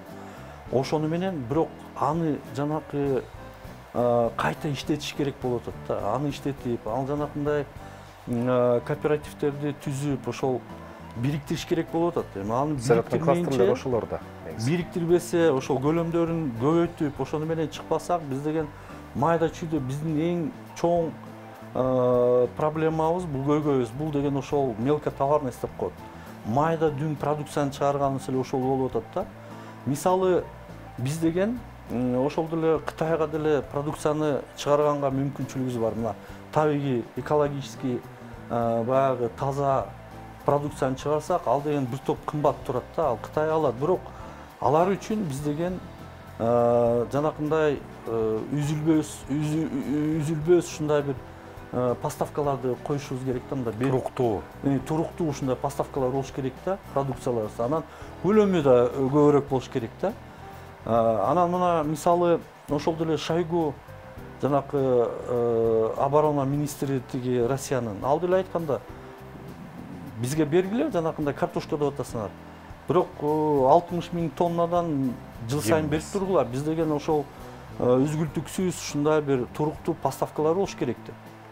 Анын үчүн ал жана майда дүң продукцияны биз чыгарып атсак, мында майда чарбалар, ал менен биз деген алыска кете албайбыз. Анын үчүн ошол кооперировать этиш керек. Кооперация дегенде ошол жана мен айтып атпаймынбы, кластердин дагы бир жолу ошол кооперацияларды кылышыбыз керек. Аларды бириктиришибиз керек. Ошону менен бир продукция менен чыгышыбыз керек. Ошону менен көлөмү менен алышыбыз керек. Мына биз деген жанакы Жалал Абадта Кайнал деген жана кара өрүктү ошо чыгарып атышпайбы? Аякта мен ошол жардам бергем, жанакындай изилдөө жүргүзүп, ошол жайзет немесинен программасы менен. Анан ошол продукцияны азыр тиги Германияга сатып атышат. Башында болгон эле бир 30 тонна болчу, азыр болсо мына көлөмү көбөйүп атат, 300 тоннага чейин берип атышат. Бирок ошол биригишип, алар деген жанакындай. Алар бириккенден кийин бири-бирине жардам беришип, анан ошону менен жанакы калибровкаларын, тияк-бияктарын бүт карап, жаңы бир заманбап жанакы стандарттарга келтирип, анан ошону менен кетиш керек. Бирок алар деген өздөрү ошол кыйналып, өздөрү өзү менен мындай бир баягы кыйынчылыкка батып жүргөн кезде ошол мамлекет ушундай да жардам берсе, ушундай бизде мисалы чарбалар көп Кыргызстанда. Бул бир жагы. Экинчи жагы жанакы биз айтып атабыз, соо кен байлыктар, ооба, аларды дагы кылышыбыз керек, бирок азыр жанакы форматын дагы өзгөртүшүбүз керек. Эмнеге жергиликтүү элдер ошол ызычуу болуп атышат? Анткени алар деген көрүп атат, эң жанакындай бүт кең байлыкты иштетип, акчаларды көп баягы табылып, анан жанакы ошол жергиликтүү жааматтарга ошол өнүгүшүнө такыр эле бир майда чүйдө эле тыйындар түшүп калып атат. Негизи жаратылышка ошондой кээ учурларда мындай бир зыян келтирип атат. Аны кандай кылабыз, эмне кылабыз деп ошону жергиликтүү жамаат менен бул өзүнчө бир система иштелип чыгыш керек болуп атат да. Кандай кылып бир иштетип, аларды чогуу баягы алар дагы катышып, алардын тиги адистерди ошол жергиликтүү жамааттан да алып келип, аларды окутуу керек болсо, ошол иштетип дегенде, ушундой бир келишимдер түзүлсө, аякта тынчыйт эле. Мына бул дагы жолу бар. Жанакы мен айтып атам, кластер боюнча биз деген Министерство экономикага деле көп эле жанакы сунуштарды берип атабыз. Ошолордун баардыгын иштетип чыгыш керек. Стратегияларды алуу үчүн эң негизгиси көйгөй болуп атканы бул деген жанакы билим берүү тармагын неметишибиз керек болот, тоңдотушубуз керек болуп атат. Мисалы карап көргүлөчү, мына бир эле мисал келтирейин. Көлдө, мисалы көлдү деп айтып болчу, мына мындай аякта көп мындай немеси болуп атат да. убагында губернатор чакырып, бир губернатор чакырып, мен аякта бир немелердин проекттерин жазып атканда, аякта жанакы аква кластер кылалы, жанакы чөп, дары чөптөрдүн кластерин кылалы, сүт азыктарын кластерин кылалы, жана алтын кластерин кылалы деп, багбанчылыктын кластерин кылалы дегенде эле көп эле ошондой мүмкүнчүлүктөр болуп атат да. Бирок карап көрөлү, эми ал жана калган жанакы цепочканы бүт түзсө болот, баардыгын кылса болот. Бирок жанакы эле ошол адистин жоктугунан эле такалып калат да. Көп эле мына Россия менен Казакстанда акчалар көп да, алар деген кластерди аябай жакшы баштаган да. Анан уже аягына келгенде эле анан адис жок болуп калган да. Анан алар азыр системасын өзгөртүп ушундай бир баягы дал келтирип атат да. А биздики, мен деген ошондо эле айткам да. Мисалы Көлдө жанакы Тыныстанов университети бар, ал деген эми баягы эле филологдор даярдайт, математиктерди, туристтерге жанакы немесин даярдайт. А мына ошол эле мисалы Көлдө ошол эле жанакы кластер, аква кластер жазайлы десек, эми жанакы ихтиолог деген адистик керек да. Ал деген бизде эч ким эчтене даярдабайт экен да, көп болгон ушул академия, жана сельхоз академияда бизде жаңы эле кафедра ачылып турду. А эмнеге аякта кафедра ачылды? Муну деген мамлекет мүмкүнчүлүк түзүп бериш керек да ошондой. Жанакы Көлдө аябай көп мисалы дары чөптөр бар да, жана дарылай турган ушундай бир жакшы касиети бар чөптөр бар. Аларды кийин иштетип, алардан жанакындай кислотасын алып, бир 1000 эсе кымбат сатканга андайлар дагы ошол адистер керек, аны деге окутуш керек. Андай дагы ошол бизде аны да окутпайт. Мисалы специализация деп атабыз, ошол специализацияга жараша мисалы ошол адистер даярдаш керек эле да. Ал адистер ошол жергиликтүү адистер болуп ошакта калып калмакта, кетпейт эле, өздөрү окуйт эле дагы. Биз деген ошол жанакы жагынан бизнести да аябай жакшы түзмөкпүз. Нарында деле карап көргүлө. Мына аякта деле тиги университет бар. Алар деле баягы эле мугалимдер даярдап атат, экономисттер даярдап атат, математик.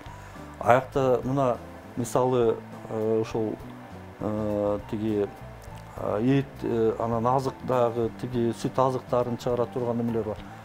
Эмнеге анда адистерди даярдабайт? Эмнеге ушундай неме? Эми ушундай буга деген мамлекет ушундай мүмкүнчүлүктөр түзүп берсе, ушундай жанакындай көп нерселерди азыр караш керек болуп атат да, стратегия жагынан. Анан ошонун баардыгын карап, каражаттарды эгерде жумшаса, анан кандай кылыш керек, эмне кылыш керек деп ошонун баардыгын бүт аныктап туруп, анан ошону ишти жылдырса, ошонун баардыгын ишке ашырса болот.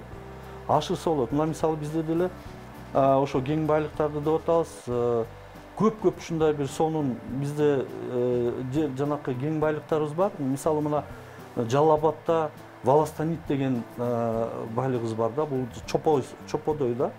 Бирок ал деген жанакындай бүт керамика кошулганда, бул деген структурасы аябай башкача. Ал ошол кийин плитканы жазсаң, мык каксаң дагы сынбайт, эчтеке болбойт. Ал жана изоляционный материал катары бизде мына гидроэлектро потенциал деп атабыз, аябай чоң. Бирок бир да ишкана жок бизде ушул запчасттарды, бир жабдууларды чыгара турган. Бүт баарын Россиядан алып келебиз, Казакстандан алып келебиз, башка жерден алып келебиз. Ошол изоляционный материалдарды жасаганга, эмнеге биз өзүбүз жасабайбыз, эмнеге ошону башка мамлекеттерге сатпайбыз? Ошондой нерселер көп да. Ошонун баардыгын ишке ашырышыбыз керек. А ошол материалдар, волостаниттер, алардан кандай сонун посудаларды, плиткаларды, изоляционный материалдарды, дагы башка бирдемелер жасап, аны тиги дүйнөлүк рынокко алып чыксак болот. Бизде кандай сонун жана таштар мына кетип атат. Алардын баардыгын дагы ушул бүт эле жерде бар ошондой эле. Бирок ошонун баардыгын бул четкий жанакындай бир стратегия болуш керек. Аны баат иштеткен. Ошонун баардыгын тапса болот. Андан тышкары жанакындай биз деген финансовый рыноктарды кылышыбыз керек, биякта деген иштетишибиз керек. Листинг компаниялар болуш керек, биржаларды фондовойду иштетишибиз керек биякта деген. Ошонун баардыгын бүт азыр эске салышыбыз керек да, ошондо анан иштейт да. Түшүнүктүү агай, түшүнүктүү. Абдан жакшы сунуштарды айтып өттүңүз. ушунун бардыгына кайрадан эле келип, мына сиз жогору айтып кеттиңиз, саясатка көп көңүл бурулат деп, бирок ошол саясат акыры келип чечет экен. Ошондуктан биз ишенебиз, ушу жакшы багытка түшөт, көрүшөт, реформалар жасалат деп, анан сизде болгон адистер ушунда бир өзүнүн чоң пайдасын, жакшы кебин айтат деп дагы ишенип кетели. Бизде мына конокто экономика илимдеринин доктору, профессор Төлөнбек Абдырафов агайыбыз болду. Чоң рахмат сизге, агай. Биз эфирибизди алдыны көздөй жалгаштырабыз. Келе жаткан мейманыбыз Анвар Курмушев, адвокат жана жер үлүштөрү боюнча дагы өзүнүн эксперттик оюн билдирет. Бизден алыстабаңыздар.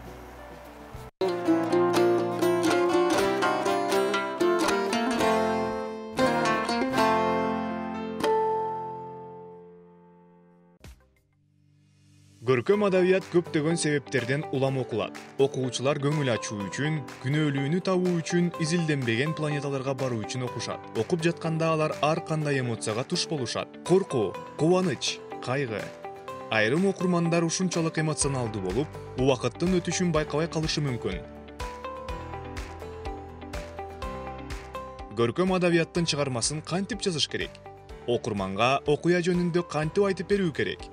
Камтыган сюжет кызыктуу каармандар жана кооз тил. Элестетип көрсөңүз, кыздын буттары бир заматта алсыз болуп, алдындагы жер кетип калгандай сезилди. Чыдагыз бут оорусу үчүн бетине бырыштар түштү. Эгерде китепте жөн гана кыздын буту ооруп баштады деп жазылган болсо, бул сүрөттө анчалык жандуу болбогон эмес. Китеп жазуу процессинде бүт болгон окуяларды башыңыздан өткөзүп жаткандай сүрөттөө керек. Ошондо чыгармаңыз 5 сезимди тең активдештирип, китептеги каармандар менен чогуу баарын сезе аласыз. Мисалы, театрда сахнадагы болуп жаткандарды көрүп, каармандардын үндөрүн угабыз. Китепте болсо, биз жөн гана текст көрөбүз. Эгер сиз кургак фактыларды тажатма тилде келтирсеңиз, анда китеп алсыз болуп, окурмандарга кызыктуу болбойт. Окурман кыздын оорусун сезбейт, ойлорун билбейт. Китеп биздин сезимдерибиз менен ойнойт. Дам, жыт, көрүү, кыймылдоо сезими жана абстрактивдүү ойлонуу менен ассоциация түзгөн мүмкүнчүлүктөрдү түзөт.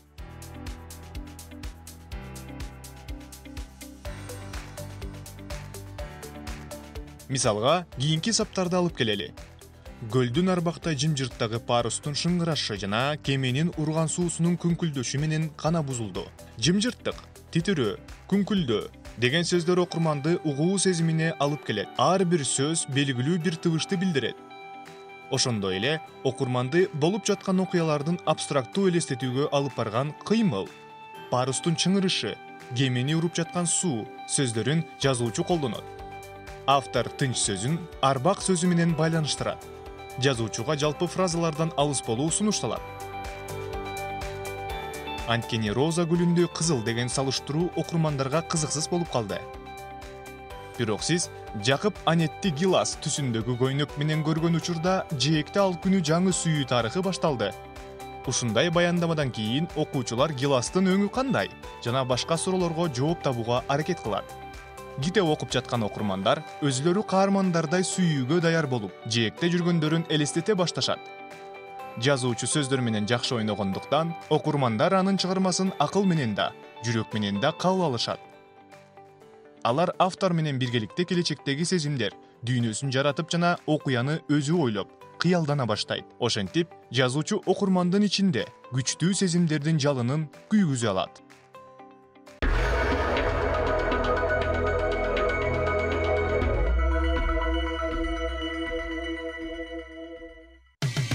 Кечтин кезекчиси Эркин Нурбаев. Бүгүнкү кеч кезегинде биз күнүмдүк окат, күнүмдүк жай, күнүмдүк турмуш, ошонун бардыгы мына жалпы экономика деп аталат. Ал эми кыргыз үчүн, жөнөкөй жаран үчүн экономика дегенде бул нандын баасы, бензиндин баасы, күнүмдүк окаттардын баасы жана албетте ошол турак жай маселеси болуп эсептелет. Ошол турак жай маселеси дегенде бизде учурда Бишкек шаары жана айланасында 50-ге чукулдап калды. Жаңы конуштардын саны арбыгандан арбып барат жатат. Жана ошол жаңы курулуштардын негизги багыты кандай болот, мыйзам чегинде кандай болот? Мыйзам багытында учурда ошол эки мыйзам долбоору тууралуу мораторий жана трансформация маселеси тууралуу бизге бүгүн адвокат юрист Анвар Курмушев айтып бергенге жетишет деп ойлойм. Бизде мына коноктос. Чоң рахмат сизге келип бергениңизге. Мына жогоруда эфирдин сыртында да биз сүйлөшүп аттык элек. Анвар, учурда сиз мына жер үлүшүн сатып алгандардын акысын талашып, алардын маселесин көйгөйүн мыйзам чегинде чечип жүрөсүз. Мыйзам долбоорун июнда айткан элем, ноябрда ушундай бекитилди, бирок дагы да оңдоп түзөлүш керек деп айтып бердиңиз. Сөз эмне жөнүндө болот? Саламатсыңарбы? Эркин саламатсыңбы? Эми бул маселе ушул 2014 жылдан бери келатат. Өзү вообще бул маселе пайда болгону 2009 жылы эле мораторий 31 июлда мораторий баягы Бакиев президент болуп турганда ошо бийлик кезде коюлуп калган мораторий да. Ошол убакта иштеген депутаттардан мен суроо бердим ошол убакта иштегенде. Эмне үчүн ошол мораторийди жакшылап анализ кылган эмессиңер? Эмне үчүн силер бул мораторий деген нонсенс болду да Кыргызстангачы? Башка бир да мамлекетте жерге трансформациялоого мораторий деген жок экен. Өлүм жазасына бар экен мораторий, биз аны да колдонгонбуз. Бирок ушул күнүмдүк колдоно турган, жыл сайын өсө турган мына ошол учурда Кыргызстан 5 миллион болсо, азыр 7 миллионго жакындап калдык да. Өсүп атабыз, көбөйүп атабыз. Бирок ошолорду анализ деген киши болгон эмес да. Эмне үчүн силер ошо мораторий кылып койгонсуңар деп суроо бергенде, азыр билбейм, ал убакта ошол бир депутат келди бизге, ушу керек деп айтты, колдоп койдук деди да. Анан эми бул ошо мораторийдин аркасынан көп маселелер баягы орусча айтканда пробка кылып койду да. Именно коллапс болуп калды да. Себеби дегенде адамдар көбөйүп атат. Бишкектин тегереги региондордо үй бүлөлөр пайда болуп атат. Үй салыш керек, көбөйүш керек. Мамлекет үй салбай атса, адамдар өздөрү салыш керек. Бирок каяка барып салышат? Баягындай населенный пункт деп коет, жана жер турак жайга керек болгон жерлер жок эсе. Анан адамдар барып ошо айдоо жерлерге сала башташкан.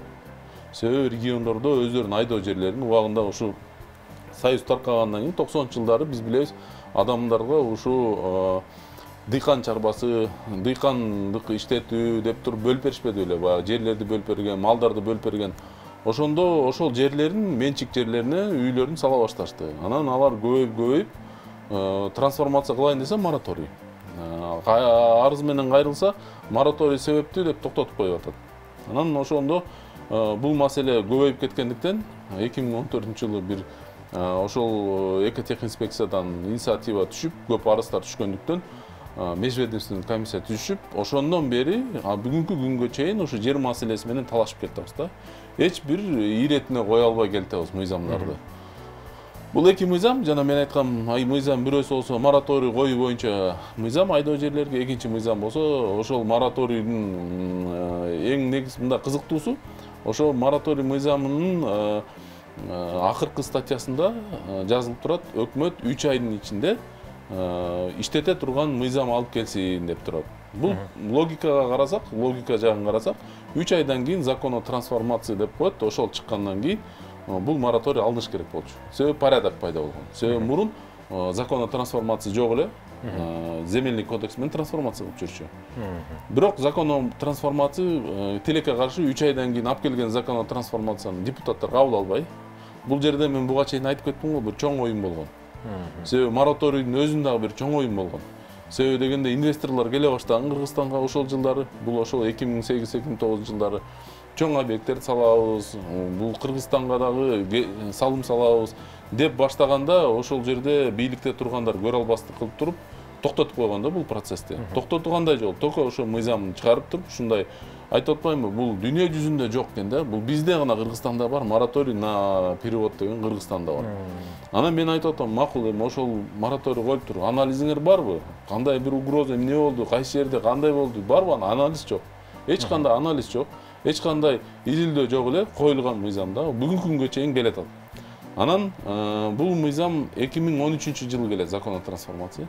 2013 жылы келгенде закон о трансформациянын акыркы статьясына мораторий алынсын деп туруп киргизишет.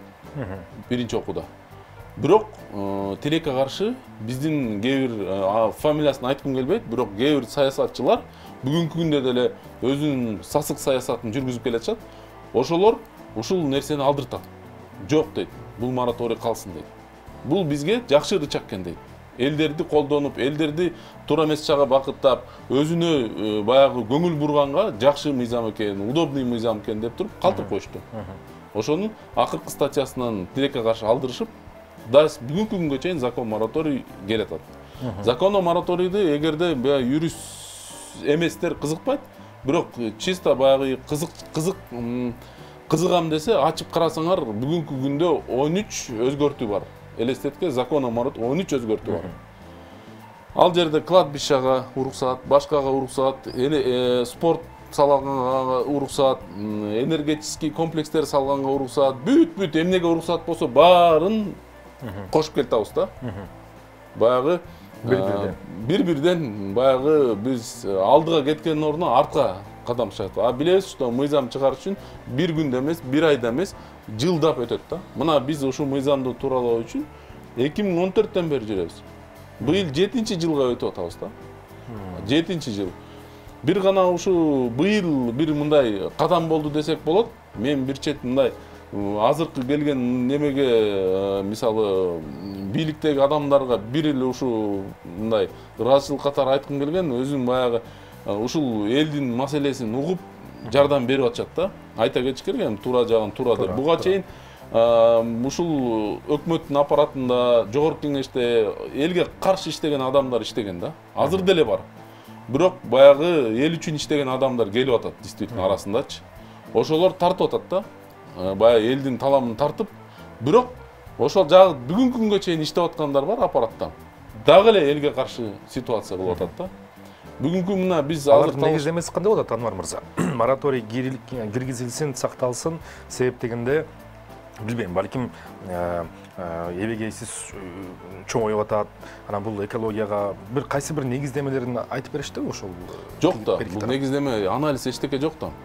Мисалы, Кыргызстанда бүт анализдер, бүт статистикалар асмандан алынат да. Асмандан алып жазылат. Жерге барып текшерип келсең башкача чыгат да. Себеби дегенде эч ким иштебейт. Бүгүнкү күндө Айыл чарба министрлигине салган каражат жок эсе да. Жок. Мына азыр ошол жака Тилек Токтогазиев келип кичине бир кыймыл аракет жасап атат да. Колунан келишинче, бирок каражат жок. Себеби эч ким ал жака салган эмес да. Ушул биз өзүбүздөн көз карандысыз алгандан бери Айыл чарба министрлигин ойлогон эч ким жок да. Аягына жеткирип мындай бир какой-то бир мамлекеттик саясат жүргүзүп, мамлекеттик позициясын көргөзгөн эч ким жок болуп атат да. Эми мен ойлойм, ушу Тилек иним бир мындай бир туура жака нукка алып барат, аракет кылып атышат. Азыр дагы бир жаш балдар келип иштеп атат, аракет кылып атышат. Эми ошол аракеттер эми бүгүн эмес, эртең эмес, буга жылдар керек да. Бирок башталып атат да. Ошол себептүү мисалы мен айта кетчү нерсе, азыр деген глобализация деп жүрүп атат да. Глобализация и урбанизация болуп атат. Себеби дегенде баары чоң шаарларга келип атат да. Себеби бул жакта акча табышат, бул жактан окушат, көбөйөт. Анан региондор азайып атат адамдар. Бул нормальный процесс. Себеби дегенде бир гана Кыргызстанда эмес, дүйнө жүзүндө жүрүп атат урбанизация. Бирок ошо урбанизация менен тең мындай жүрө тургандай мүмкүнчүлүк түз бербей атабыз да. Адамдар бир квартирада мурун күлчөлөк индустар келип 20дан киши жашап атат. Азыр кыргыздар келип шаарда, Бишкекте 20дан 15тен жашап атышат да, айла жок. Баткенден келип, региондордон келип, эмне кылсын? Анан айласы кетип, жана мен айтып кеткен жер үлүштөрү боюнча Россияда иштеп келип, же башка стройкада иштеп келип, бир 100-150 миң сом таап, жер истеп, жер тапсам десе, анан жанагында айыл чарба жерлерине туш келип атышат да. Себеби алар убагында 4 сотуктан мыйзамсыз баягы өкмөт өзү токтом менен баягы бөлүп берген. Бирок ошондо дагы баягы баланы мындай талаага таштап койгондой кылып койгон да. Ал 4 сотук айыл чарба багытында же иштете албайсың, же айдай албайсың, үй сала албайсың. Бир өзүнчө бир мындай кызык нерсе болду да. Эми ошол нерсени бүгүнкү күндө мына мыйзамдаштырган атат да. Ооба, мен аны эки колдоп колдойм, себеби карапайым эл ошол жетекчилердин, өкмөттүн баягы туура эмес ишинен кыйналбаш керек. Ар кайсы жерге чуркабаш керек. Азыркы мына бүгүнкү күндө чечилип атат, Кудай буйрса деп атабыз. Азыр ошол жактан келатам, талашып, тартышып келатабыз. Ошол жактан дагы трансформация мыйзамын өзгөртүү керек болуп атат. Себеби мораторий алынды, мораторий мыйзамы чечилди 13 ноябрда, мына 2020-жылы. Депутаттарга рахмат, ошол колдоп берген Садыр Жапаров ушу баш болуп туруп берди. Бирок ошол жерден мен айттым эле, бул жерден ушу закондук трансформация боюнча маселелер чечилбей калды. Мен ушу июнь айында эле айттым эле буларга, өкмөттөгүлөргө сунуш бергенбиз. Максат Сабиров кол коюп берген сунушка. Официально бергенбиз. Могу закондук трансформация оңдой кеткиле. Элди жөн эле кыйнайсыңар. Десек, укпай, концепцияга жатпайт деп бөлүп коюшкан. Бирок бүгүнкү күндө айла жок, ансыз иштеп экен, кайра апарып атышат. Бирок эми бүгүнкү күндө апарып аткан мыйзамдын баягы алкагында бир вопрос бар. Ошол упущенный выгода деп коет, баягы кетирген каражатты алдырып алуу, анан кийин возмещение потерь деген бар да. Баягы жоготкон нерсесин өндүрүп алуу деген. Ошону төлөтөбүз деп, ошол проект менен кетип атат да, долбоор менен кетип атат жогорку кеңешкечи. Биз каршыбыз. Мисалы, жарандык активисттер ошо эл каршы себеби дегенде 1 гектарына 1 миллион 800 сом экен. Бир участокка 120 миң сом экен. Өзү 100 миңге сатып алса, анан ошол 4 соток алган кишиге дагы 120 миң сом төлөтөбүзбү? Ал деген мисалы менчик жер. Эгерде өкмөттүн жерин берсе, баягы жарандарга, өкмөт арендадан жоготот, ошол жерден прибыль жоготот. Бирок илгертен бери менчик болуп келаткан жерден кантип өндүрөт булар? Биз ошол принципти айтып атабыз. Мыйзамда да жазылган. Жаңы менчик ээлери төлөйт деп. Бирок булар жаңы эмес да. Илгертен бери 10 жыл болду, 15 жыл болду колдонуп келатат. Ошолорду төлөтөбүз деп берип атат да. Ошол учурдан жараша мен ошол эл өкүлдөрүнөн суранып кетет элем. Ошол мыйзам келгенде эл тарап болуп, элдин көйгөйүн чечип бергиле. Ушул мыйзамды колдоп, бирок мыйзамдын жанагы төлөмү жок мыйзам колдоп берсе, анда жакшы бир мыйзам алат элек. Анан туура нукка кетет элек. Рахмат, азыр биз сиз менен болгон маекти улантабыз. Ушул маселени дагы аркы кыйрынан да карап көрөлү, бери жагынан да карап көрөлү. Ана сизди көрсүн, уксун. Себеп дегенде баарыбыз эле мына жалпы карапайым элдин эң бир чоң маселеси. Бизде азыр ортодо кыскача сюжет, чыныгы байлык деген эмне деген суроого жооп издегенбиз. Андан соң кайрадан ушул жер үлүштөрү боюнча маселени Анвар Курмушевден болгон улантабыз.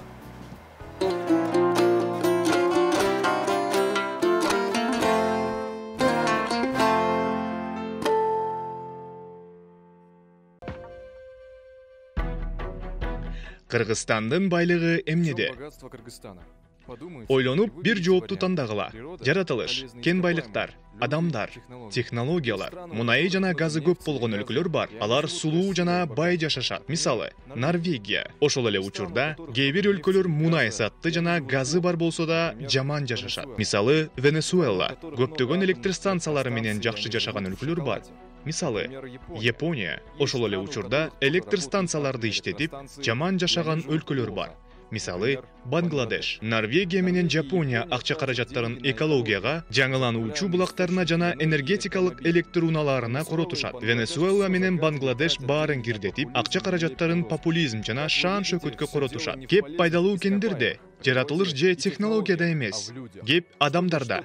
Бир нерсени өзгөртүү жана баштоо үчүн биринчиден өнүгүп, жашоого болгон көз карашты өзгөртүш керек.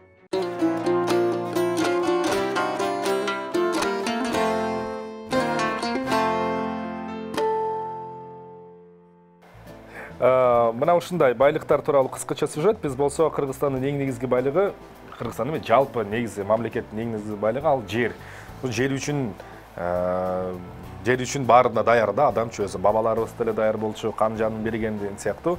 Бирок ал сезимдер бир жанда, экинчи жакта күнүмдүк турмуш, оокат, там салуу, үй бүлө багуу, бала күтүү жана алардын келечегин курап берүү. Ошондуктан учурда Бишкектеги жер үлүштөр боюнча мораторий ноябрдын 13 ноябрда мораторий алынды. 2009-дан бери келаткан. Андан кийин трансформация маселелери боюнча Анвар Курмушев менен биз сүйлөшүп атабыз. Көбүңүздөргө маалым болуп калса керек. Бул агабыз мына жарандык активист болуп, ушул жер үлүштөрүнүн таламын талашып жүрөт да. Анан жогоруда биз сиз менен сүйлөшүп аттык элек. Мындан аркы кадамдар кандай болот? Мындан аркы сиздин көз карашыңыздар кандай болот? Себеп дегенде сиз айткандай элибиз күн барган сайын саны көбөйүүдө, баардыгы шаарга агылып келет. Бул турмуштук мыйзам. Анан ары каякка батабыз, кандай жашайбыз? Себеп деген шаардан алыстаган сайын инфраструктура, суу, таза суу, свет жана башка маселелери күчөй берет. Эртең күнү Бишкек чоң айылга айланып калбайбы деген бир кооптонуу бар да. Өзү бул маселе боюнча 2006-жылы ошол убакта премьер-министр Кулов болуп турганда Бишкек шаарынын өнүгүү ген планы бекитилген эле да. 2025-жылга чейин, 2025 жылдан кийин деп туруп архитектор агаларыбыз ошол убакта эле алдыга ойлонуп, себеби деген алар Союз маалында, Совет учурунда өзүнүн бекем бир школасын өтүп келген адамдар болгон. Аларды да бир адамдар үйрөткөн, өнүгүү бар, өсүү бар деп. Азыр эле биз билбейм бир ситуацияга туш келдик. Эртеңки күнүбүздү ойлобогончу. Бүгүнкү күндө ошондой ситуацияда жашап атабыз. Эртеңки күнүбүздү ойлобой жашап атабыз да. Мына бүгүнкү күндө смог эмнеден болуп атат. Эгерде биз ошо ген планды көтөрүп изучать этсек, карасак, ошол ген планда бир калп айтпасам бир 50 барак да. Расшифровкасы. Өзүнүн ген планын мэриянын сайтынан көрсөк болот. Мэриянын сайтында элинип турат. Кайсы жерлер кайсы жака чейин өнүгөт деп.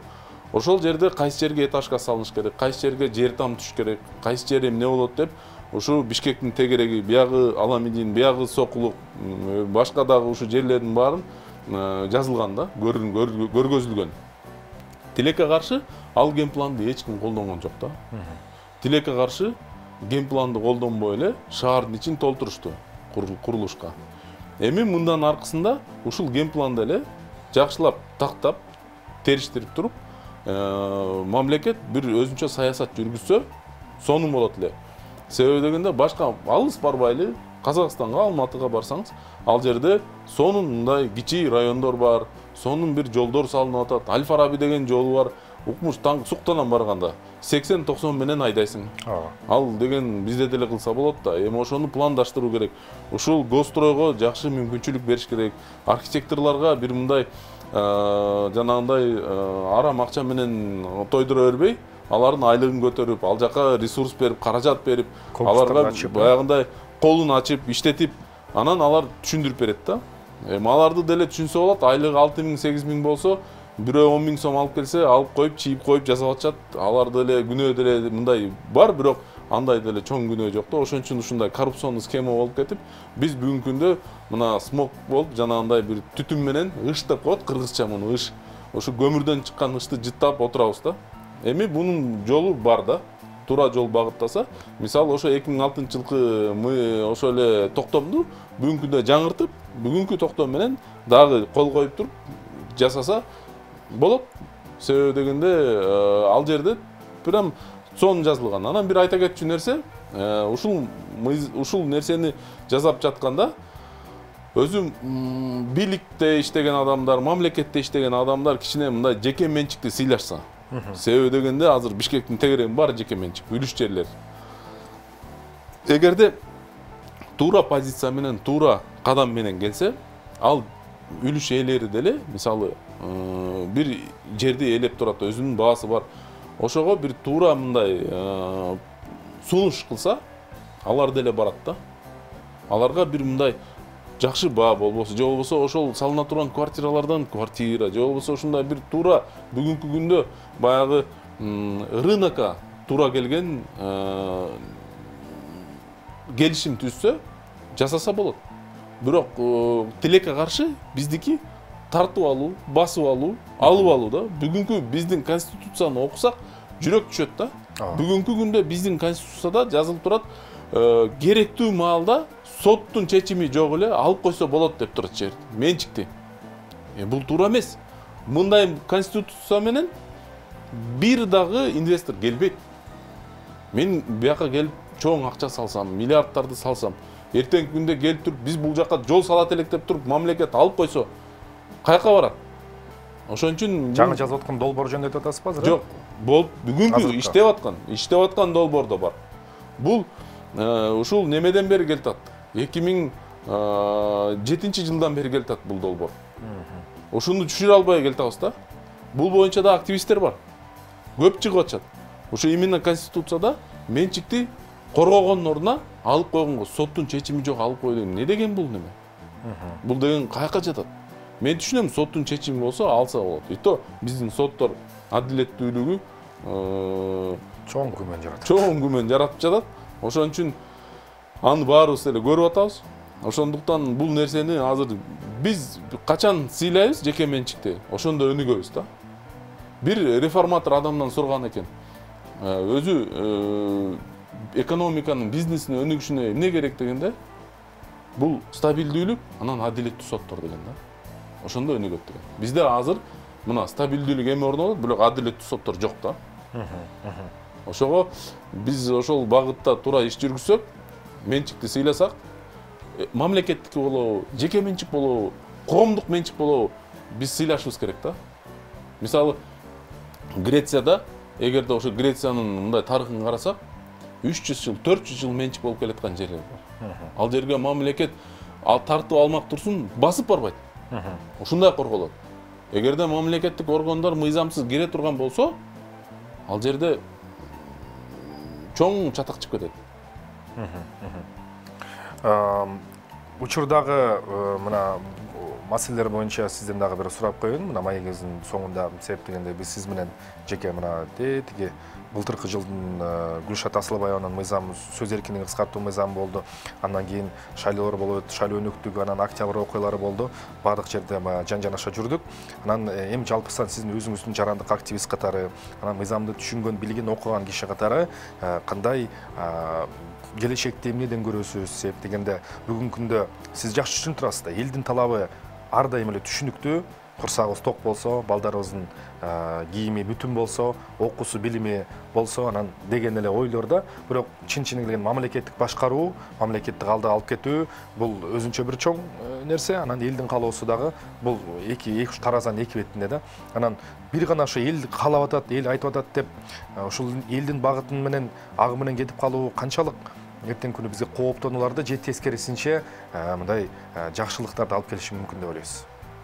Эми биз Кыргызстан биз туура багытта баратабыз да. Башка бизге ушу чек аралаш, бизге жакын жайгашкан ушу мамлекеттерге караганда биз өзүбүздүн позициябызды билдирип, эл сыртка чыгып, өзүбүздүн баягындай коррупционный, туура эмес саясат иштерге эл чыгып, бийлик алмашып, башка көз карашты алмашып, мына биринчи революцияда эсимде кандай болгон, азыр кандай ситуация, жаштар кандай саясат жүргүзүп атат, адамдардын көз карашы кандай, бул өзгөрүп атат да, өзгөрүүлөр бар. Бирок биринчиден ар бир адам, ар бир коом өзгөрсө, ар бир ошо элди уккан жакшы да. Себеби бирок элди угуп эле, элдин угу менен кетпей, анализ жасаш керек. Элге туура бир жол таап бериш керек. Эмне үчүн биз башчыларыбызды шайлайбыз, башчыларыбызды коебуз, алар туура багыт алып кетет деп, алар лидер деп, аларда ушу бизде жок качестволор бар деп, командасында күчтүү балдар бар деп туруп, ошолорду биз башыбызга коюп, ошонун аркасынан жүрүп атабыз да. Алар тоого барса, тоого чыгабыз, анга түшсө, биз да анга түшүп кетебиз да. Себеби дегенде, мисалы биз жарандык активисттер айтабыз, бирок биздин колубузда эч кандай рычаг, каражаттар жок. Бирок ошол эле мамлекеттик органдарда мүмкүнчүлүк чоң да. Элди туура мындай, биздин проблема эмнеден болду? Элди унутуп калды да. Мамлекеттик органдар элди унутуп калып, мен буга чейин айтып кетпедимби? Жанагы бизде статистика, биздеги анализдер асмандан алып туруп, жазып туруп беришет, ошонун негизинде айтат да. Баягы билесизби, ошол эле баягы Гүлшат Асылбаева баягы айлык боюнча, айлык майына боюнча дагы сөз болбоду беле, эсиңиздеби? Эсимде. Ошону эмнени айтып атат? Айлык майынан билбейт да, региондорго барган эмес да. Региондорго барып, ошол пенсионерлерден, ошол жерде жашап аткандардан сураган жок да акыбал. Мугалимдерден барып, кантип айлык алып атасың? Мына мен буга чейин келе атканда бир пост окудум, ыйлагым келип кетти да. Бир мугалимдин телефонун урдап кеттир. Эми ал баягы жазып атат, пост жазып атат. Кайтарып берип койгулачы, мен сабак өтө албай калдым дейт. Мен ушу менен балдарга сабак өтчү элем деп атат. Эми ушундай ситуацияга жеткен эл угабы бир нерсени? Укпайт да. Биринчи ошол жака барыш керек, элди түшүш керек. Ошол акимдер болобу, кимдер болобу эл менен иштеш керек. Мына билим берүү министрлиги биздин билим берүү сапатыбыз билим сапаты абдан төмөн жакка түшүп кетти да. Алар болсо ошо билим сапатты көтөргөндүн ордуна келип кыздардын жоолугун чечтирип атат да. Ошондон сенсация кылып атат. Керекпи бизге ошол? Бизде мындай сабак берүү, мындай мисалы ушуну эле биз ушул сыяктуу нерселерди бүт жакта өнүктүрүш туруш керек. Айыл чарба министрлиги, ошо билим берүү сапаты, башка дагы социалдык маселелер баарына мындай калаакы маселе эме, мындай көз караш эмес, анализдеп. Биздин эң проблема анализ жок болуп атат эркин. Ошо эл кайрылганда отуруп анализ кыла турган балдар жок. Эптеп алдап кетириш элди. А дальше кайра башка иш кыла берет. Ошону анализдеп, жазып, тактап, эртең күндө чыгарып, анан ошондо биз өнүүгө барабыз. Анан ачык болуусу, бүт нерсени ачык болуусу. Бир нерсе, бир саясат жүргүзүп атасыңбы, ачыкка чыгар. Бир проблеманы көргөзүп атасыңбы, ачыкка чыгар. Коррупционный схемаларды талкалап атасыңбы, ачыкка чыгар, көрсүн. Элде баягындай бүдөмүш болбойт. Элде баягындай туура эмес көз караш болбойт. Элге айтыш керек, чыгыш керек, бериш керек. Биринчи каналдан чыгып айтсын. Биринчи канал үчүн айтылбайт мындай нерселер. Эмне үчүн мен Евроньюстан окуйм, эмне үчүн мен силердин каналдан көрөм, эмне үчүн мен НТСтен көрүшүм керек, мен үчүн YouTube'дан көрүшүм керек. Мен биринчи каналдан көргүм келет. Ошондо өнүгөбүз да. Биринчи каналдан ачыкка чыгып бериш керек. Ошондо мамлекет өнүгөт да. Ошондо биринчи канал менен башка каналдар бир болот, тең болот. Анан мен коомдук канал болот десеңиз. Ошондо коомдук канал болот да. Туура багыт болот да. Туура. А биз ошундай саясатты жүргүзө берсек, элди укпасак, элди алдай берсек, анда биз аягы барып не болобуз? Кайра эле баягы эле орустар айткандай, тырмоокту тебелеп чекебизге тийгизе беребиз да. Тийгизе берип чекебиздеги шишигибиз дагы чоңоюп баратат окшойт. Канкен күнү дагы рахмат айтабыз сизге, жакшы пикирлериңизге, жарандык активдүүлүгүңүздөн жазбаңыздар. Чогуу сиз менен биз жан-жанаша жүрөлү, чечүү маселени чечишип, кол кабыш болуп жүрө берели. Чоң рахмат сизге. Бизде конокто мына Анвар Курмушев, адвокат, жана жарандык активист болду. Бизде азыр жарнамалык блок, андан кийин мен өзүм чыгып сиздер менен коштошом. Бизден алыстамай жок.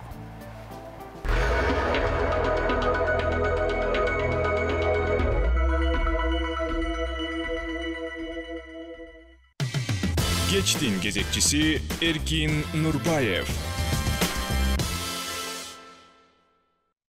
Бүгүнкү эфирде мен мындай бир сөз менен жыйттагым келип турат. Бир мамлекеттин экономикасы, андагы салынган жолдор боюнча бир айымдын жашоого болгон көз карашы, айымдык чыныгы сапаттары жана касиеттери анын ашканасынан жана тазалануучу бөлмөсүнөн, ал эми эркектик мырзалык сапаттар анын кол алышуусунан, ал эми мамлекеттин адамдар тууралуу ойлонуп же ойлонбогондугу райондук поликлиникалардын билинет дейт. Ошондуктан кайсы жакты карабайлы, жашоодо өзүнүн билдирүүчү, өзүнүн көрсөткүчтөрү, өзүнүн индикаторлору бар. Эртели кечпи ошол райондук поликлиникадан баштап үйүбүздөгү ашканага тазалануучу бөлмөгө чейин бардыгы өзүнүн иретине келет деп ишенели. Андыктан сизден жана бизден жарандык жоопкерчилик, тазалык жана мыктылык талап кылынат экен. Бүгүнкү иштин кезекчиси, иш күнүнүн кезекчиси мен Эркинбек Турбаев болдум. Бардык телекөрүүчүлөргө дагы бир жолу жагымдуу кеч каалап, бир аздан кийин ушул көрсөтүүбүздү жалпы Кыргызстандын каналдарында ТВ1 Чекит KG каналынан көрө аласыздар. Сак саламатта туруңуздар, эртең кайрадан көрүшөбүз.